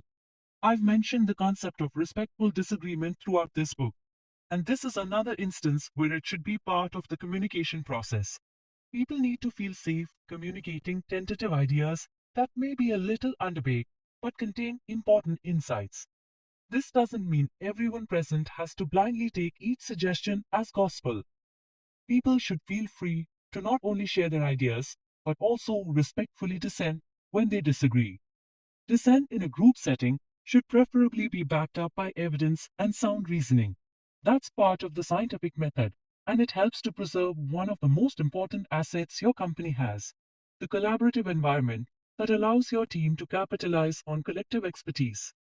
One way I condition managers to embrace open communication is to go around the room at the end of a meeting and ask each attendee to call out two statements made by others, one they agreed with and one they disagreed with, and the reasons why they agree or disagree. By making disagreement a routine part of an open group exercise, it depersonalizes it in a constructive manner. That's a specific example in a closed meeting setting. To instill the same culture of candid communications company-wide requires that processes for listening and feedback be embedded across the organization. I expect company-wide feedback loops to garner a mix of input, not all of it positive. And that's good. The last thing I want are communications that paint some kind of optimistic mirage, where the sun always shines and people tacitly agree to overlook problems. The cultures I've sought to create are capable of facing hard realities, assessing them honestly, and then triumphing over them. One of our most important feedback loops at XPO runs between leadership and the employee base at large. In the past, we used the Bain Net Promoter Score (NPS) system to learn what employees are thinking. Then, we realized we were getting some bizarre results. In NPS focus groups, some employees responded negatively to the question, "How likely are you to recommend this company to someone as a place to work?" But simultaneously, they were reporting they were highly satisfied with their job at XPO. This struck us as odd. After some digging, it turned out the first NPS question created confusion with some people. We heard explanations like, "We're not hiring anybody right now, so I'm not going to recommend a friend try to work here." And, "I work in accounts payable. I don't have any friends who do warehouse work, which is where we're hiring." Enough employees misunderstood the question that it distorted the results. NPS scores do provide useful insights. We still use them in some parts of the business. But for this specific purpose, we rolled out our own all-employee survey that asks straightforward questions. We just want to know if our employees are happy in their jobs and how we can fix the situation for those who aren't happy. Those are the first two questions. The final two are, what's your single best idea to improve our company? And what's the stupidest thing we're doing as a company? This survey goes out every 90 days as an electronic transmission to every employee who has a corporate email address, as well as to frontline workers through an app. The senior management team at XPO reads every response, usually tens of thousands of responses, within 10 days. This is something I put in place while I was CEO. We also process the responses using word cloud analysis to detect macro trends about how sentiment is changing in the company overall, or how certain ideas are clustering in different parts of the company. What's more, XPO sends summaries of the survey findings to every employee in the company, favorable and unfavorable results alike. Nothing is held back. Most companies wouldn't dream of making internal survey results available to the full workforce, at least not without a lot of pruning beforehand. But our attitude is that criticism from employees isn't dirty laundry, it's gold. When someone goes to the trouble of pointing out an imperfection, they're providing a valuable insight into something that can be improved. Whether you decide that route is right for you or not, you want to make that decision within the context of the culture you create. Many CEOs prefer not to be that open about their organization's shortcomings. And it's true that there are some risks. We've had several cases where employee feedback has found its way outside the company, creating misunderstandings among people who didn't know the full story about something they read. My perspective is that if you're confident in your leadership team and sincere about wanting to improve, the merits of this approach are far more compelling than the hazards. I know I can't win over all employees, even on the company's best day. A 100% satisfaction score across a large organization isn't an attainable goal. There are always people who are unhappy in their jobs, some for good reason. Some managers make the mistake of dismissing feedback from these employees, writing them off as disgruntled. I say there's value in hearing what disgruntled people have to say. Their discontent may be rooted in a real problem within your company. If so, that problem will eventually disgruntle other employees if it's not addressed. Employees who routinely report low satisfaction scores can be valuable auditors because it's in their DNA to be hypercritical. They are constantly, maybe even obsessively, cataloging anything the company does that they feel is suboptimal. Their motivations may not always be particularly lofty, but there's still value in hearing their unvarnished criticism about where things are falling short and how they can improve. I want to circle back to the story I shared on the NPS discrepancies earlier. A management team that goes through the motions with feedback loops but doesn't pay close attention wouldn't have caught the conflict in the responses. My final takeaway is this: when leadership listens to an issue and follows up to resolve it, employees know they have a voice. Widen the circle so you've successfully established a culture of communicating and listening where everyone's well informed. And now what? Inevitably, you're going to have to broaden the circle to include external audiences as well: customers, investors, industry trade media, and the public at large. Starting with customers, XPO has established feedback loops with each enterprise customer and uses them proactively to stay on top of customer expectations. These are national companies with complex freight needs, and they appreciate the simplicity of connecting with XPO. In order to make lots of money for our shareholders, we have to make our customers giddy with the quality of the service we provide. In addition to the usual input, customer feedback loops can be used in creative ways. When I was CEO of United Rentals, we used the loops to collaborate with the customers and gather details about their equipment usage. We had the data on their rental history in our system, and we would work with them to audit the units of equipment they owned. When we found inefficiencies in their equipment utilization, we complete the feedback loop by communicating our perspective on the situation. In some cases, we would actually advise them to buy a machine rather than keep renting from us because they needed it 9 or 10 months a year. In other cases, we could save them money by advising that they sell certain underutilized assets to get the depreciation of the books and rent from us for the few months a year they needed those machines. We were basically conducting free audits for our customers, using rich feedback loops to deepen relationships that could lead to more business later on. Eventually, United Rentals developed its total control registered system to automate this analysis, but at the time, as far as I know, we were the only rental provider of any scale using feedback loops to consult with customers on their equipment inventories. A customer relationship is like any other relationship. For it to succeed, you have to be clear about how much you value it and continually work on improving it. Another high priority audience for external communications is the company's investor community. This entails a lot of scheduled interactions around quarterly earnings reports and other announcements. It also involves the proper handling of crisis situations when proactive communications, attentive listening, and the cultivation of trust are all critical. Quarterly earnings periods can be intense for any publicly traded company. Wall Street is watching for any signals that might cause the stock to move in one direction or another. It's not good to miss the analysts' expectations for key financial metrics, but it happens now and then. Fortunately, that's been a relatively rare occurrence in the more than 120 quarters my publicly traded companies have reported results. I'm pleased that we outperformed by meeting or exceeding consensus expectations in the preponderance of those quarters. But I remember the few misses well. It's not a pleasant experience. One memorable earnings scare took place in the opening months of 2019.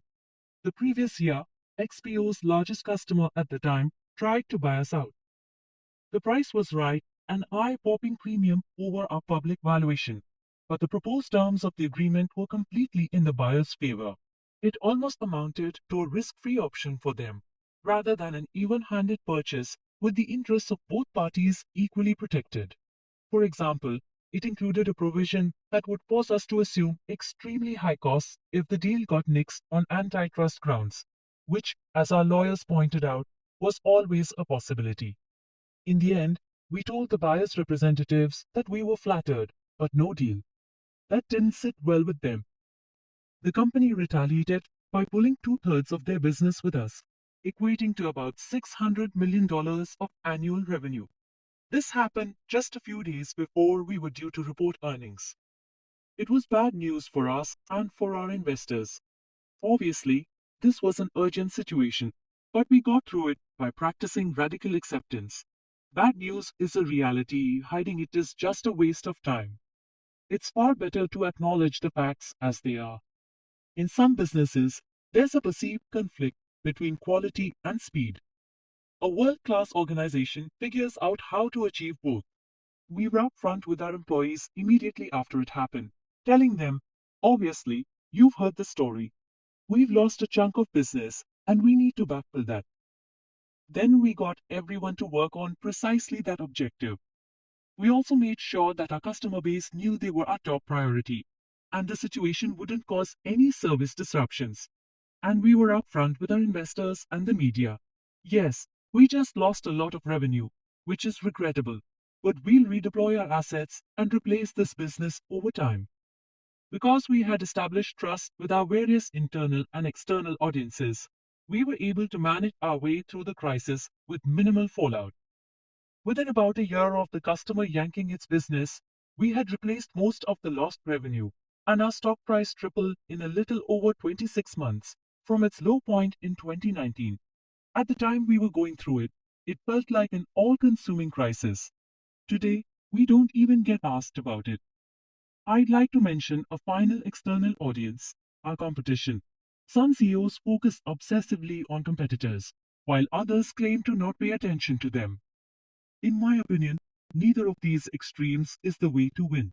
While we are far more inclined to focus on the day to day activities of our customers, we don't ignore our rivals.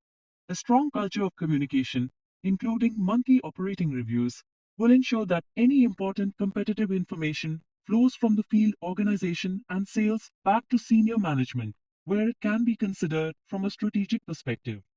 This chapter has covered a lot of ground, but with the anchor of a common theme. The best way I know to build a team culture is to prioritize collaboration and open communication. That framework will let other aspects of culture building shine under the guidance of specialist departments like training, safety, and HR. The other thing I keep an eye on is getting the balance right between superorganism type unity and individuality. It's tricky, but it can be done. XPO grew to be one of the largest transportation and logistics companies in the world by unifying everyone around a common purpose. And yet the company felt as though it was staffed by upbeat entrepreneurs. It still does. If you're going to pursue making a few $1 billion, you'll want to give some thought to your own best path to creating a collaborative culture with open communication. And you may want to start with what ants and jazz musicians have to say about that. Conclusion, I want to return to the first point I offered at the start of this book. I've made my fair share of blunders in business, and yet my teams and I have accomplished big goals. We've done this by anticipating the important trends, building all-star organizations, doing accretive M&A, growing those businesses, and rearranging our brains to think differently. The techniques I outlined require discipline and motivation, but they're not difficult to adopt. I love being a CEO. For me, the motivation is less about the accumulation of wealth and more about the satisfaction of materializing a big concept. There's a joy in creating value, and an even greater joy in knowing that so many people beyond our organization are benefiting from our accomplishments. I never forget that my teams and I are fiduciaries for other people's money. The best way to perform our duty is to fill an unmet need in the economy with a strong business model and a responsible organization. We create a healthy workplace environment for our people and pay them well. We pamper our customers and operate lawfully to reduce their risk. And we approach challenges with a practical optimism that opens our minds to solutions. I'll use my public companies as examples. With United Waste Systems, we pursued profit in a fragmented industry that was being disrupted by mandatory changes in the operating environment. We did this by putting our own money on the line, taking the company public, raising capital, and betting on the regulatory trends in waste management. The free market enabled our company to reward its shareholders by making America a cleaner place and giving hundreds of small business owners a lucrative exit option. With United Rentals, our pursuit of profit created efficiencies where they didn't exist before. We improved logistics on construction and industrial job sites. Workers became safer using our modern, well-maintained equipment. Contractors were thrilled to hand off the demands of capital investment and ownership costs to us while retaining access to top-of-the-line equipment. The owned and rented machines were being utilized more efficiently, and less manufacturing energy and raw materials were being spent on producing machines that sat idle, all of which reduced environmental impact. United Rentals shareholders have profited enormously from this strategy. With XPO and its spin-offs, the benefits are even more overt.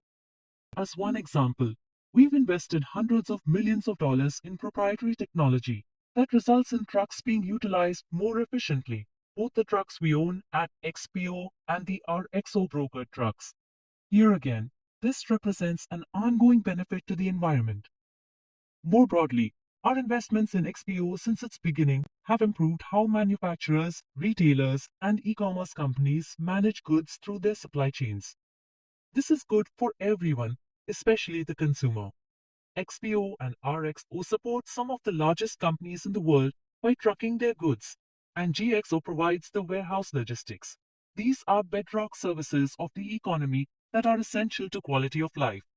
The great majority of the tens of billions of dollars of value my teams and I have created has flowed outside my companies, not only to direct investors, but also to school teachers, nurses, police, firefighters, federal employees, labor union members, and others who put their money into 401k plans and pension funds.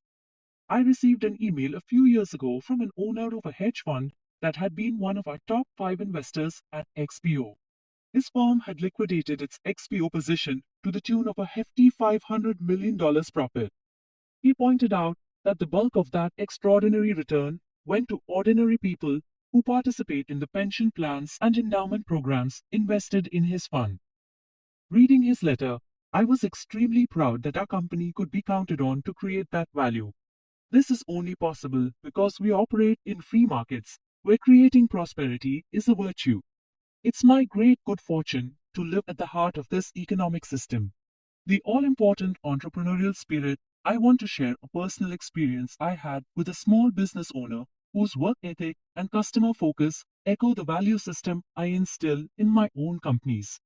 Steve handles the HVAC system at my home in Connecticut. Recently, the air conditioning had stopped working in the middle of a heat wave, and I couldn't call Steve fast enough.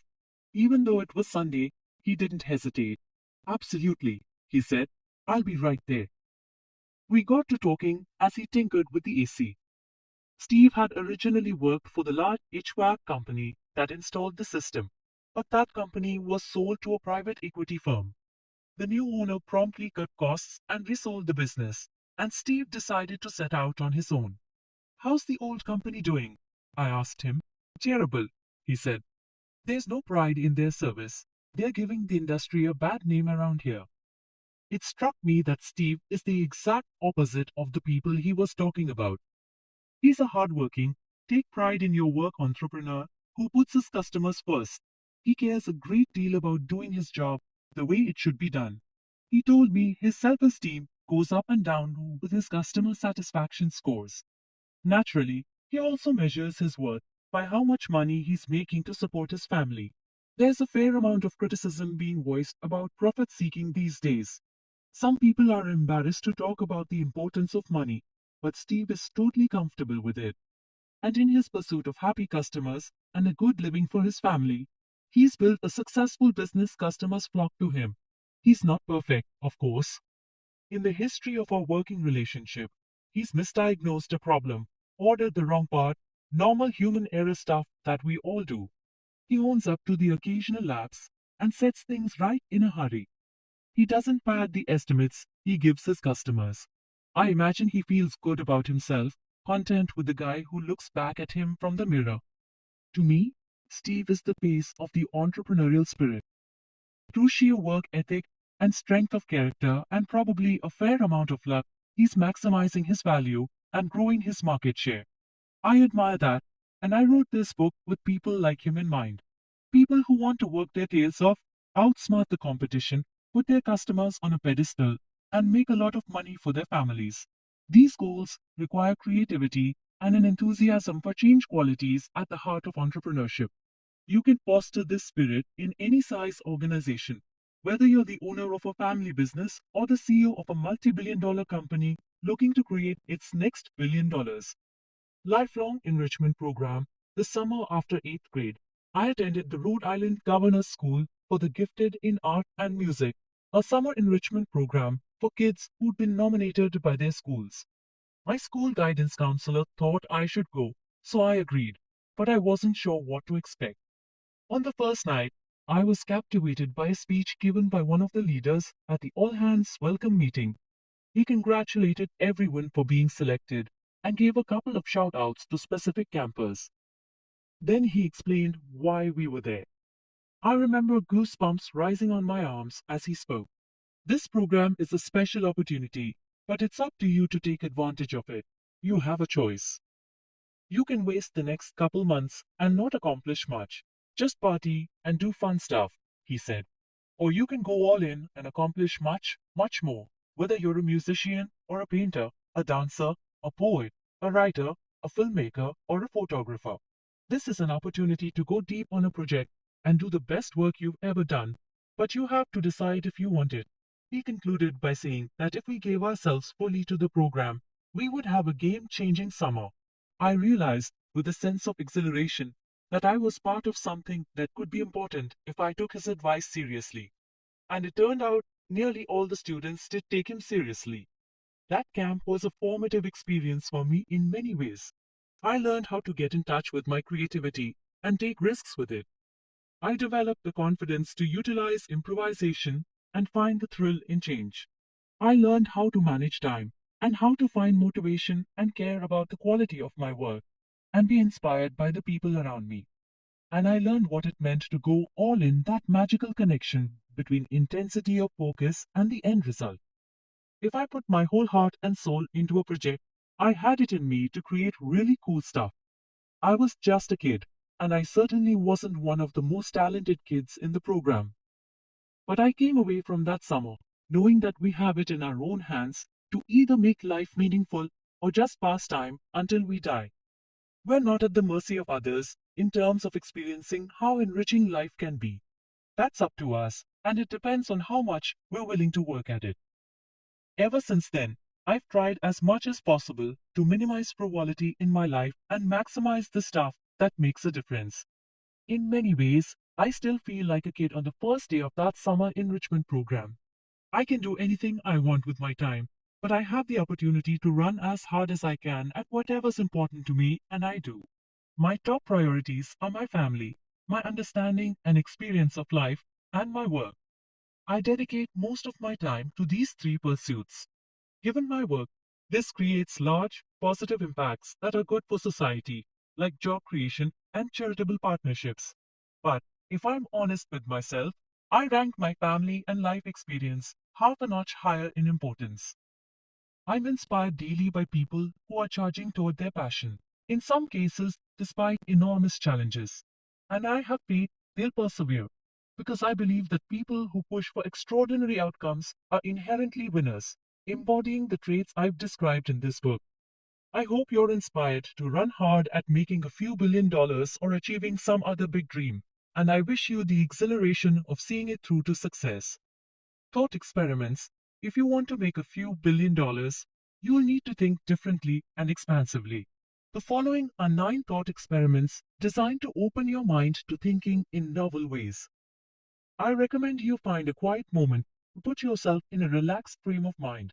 I take some slow, deep breaths and see what your brain does with these suggestions. Picture yourself at the Big Bang 13.8 billion years ago. You're expanding in every direction at the speed of light, turning into quarks, protons, electrons, and other elementary particles.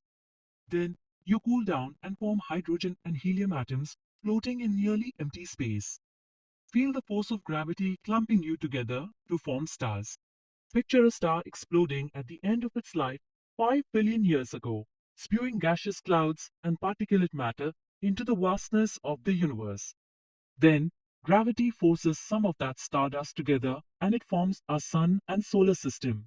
Visualize everything and everyone on Earth as made up of elements that originated from the same stars that blew up billions of years ago.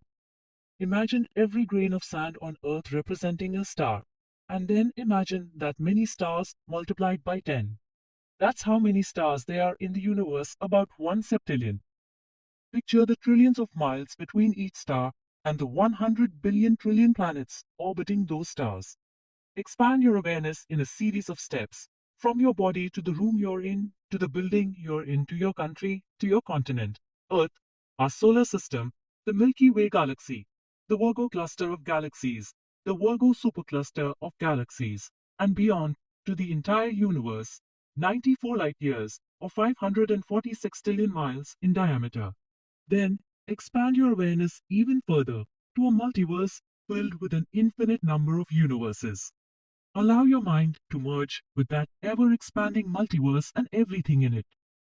Think about getting pulled into a black hole and somehow maintaining individual consciousness, even though there's infinite density at the center of the hole and the atoms of your body are demolished. What's it like to have zero mass and be in a place where time and space are obliterated? Contemplate the fact that none of your body's 30 trillion cells, apart from your brain cells, will be the same 7 years from now. Visualize your stomach cells being replaced every week and your skin cells every month. Imagine your liver cells completely changing every 6 weeks. Picture the red blood cells that carry oxygen to every part of your body being replaced every 4 months. Instead of picturing yourself as you are now, try to visualize yourself as your grandmother or grandfather.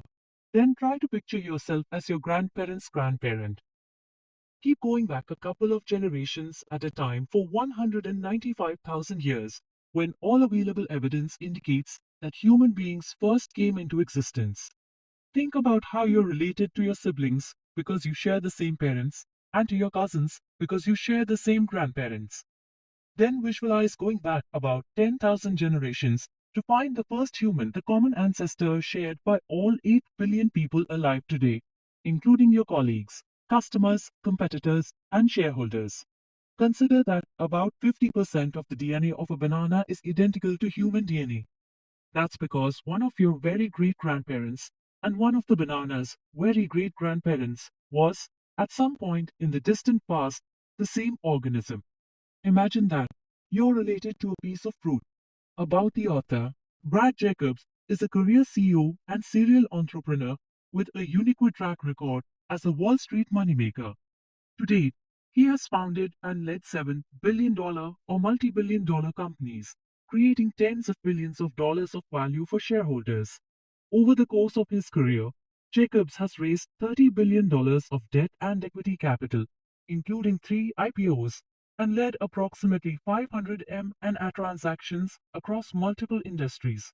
In the supply chain industry, he grew XPO into a top 10 global logistics provider and then executed a strategic plan for a $7 billion spin-off of Jologistics and a $5 billion spin-off of RXO, creating 2 new public companies in about 15 months. XPO was the 7th best performing startup the last decade in the Fortune 500 and became a 32 bagger. Initial investors in XPO made more than 32 times their money. Prior to XPO, Jacobs founded United Rentals and United Waste Systems. He built United Rentals into the largest construction equipment rental company in the world in 13 months. United Rentals was the 6th best performing Fortune 500 stock of the last decade and became more Tana 100 bagger. The share price at inception was $3.50 and its stock now trades at more than 100 times that price. United Waste stock outperformed S&P 500 by 5.6 times from the time Jacobs took the company public to its sale for $2.5 billion. Jacobs is managing partner of Jacobs Private Equity LLC and serves as chairman of the board of XPO, NICE, XPO, GXO Logistics, NICE, GXO, and RXO, NICE, RXO.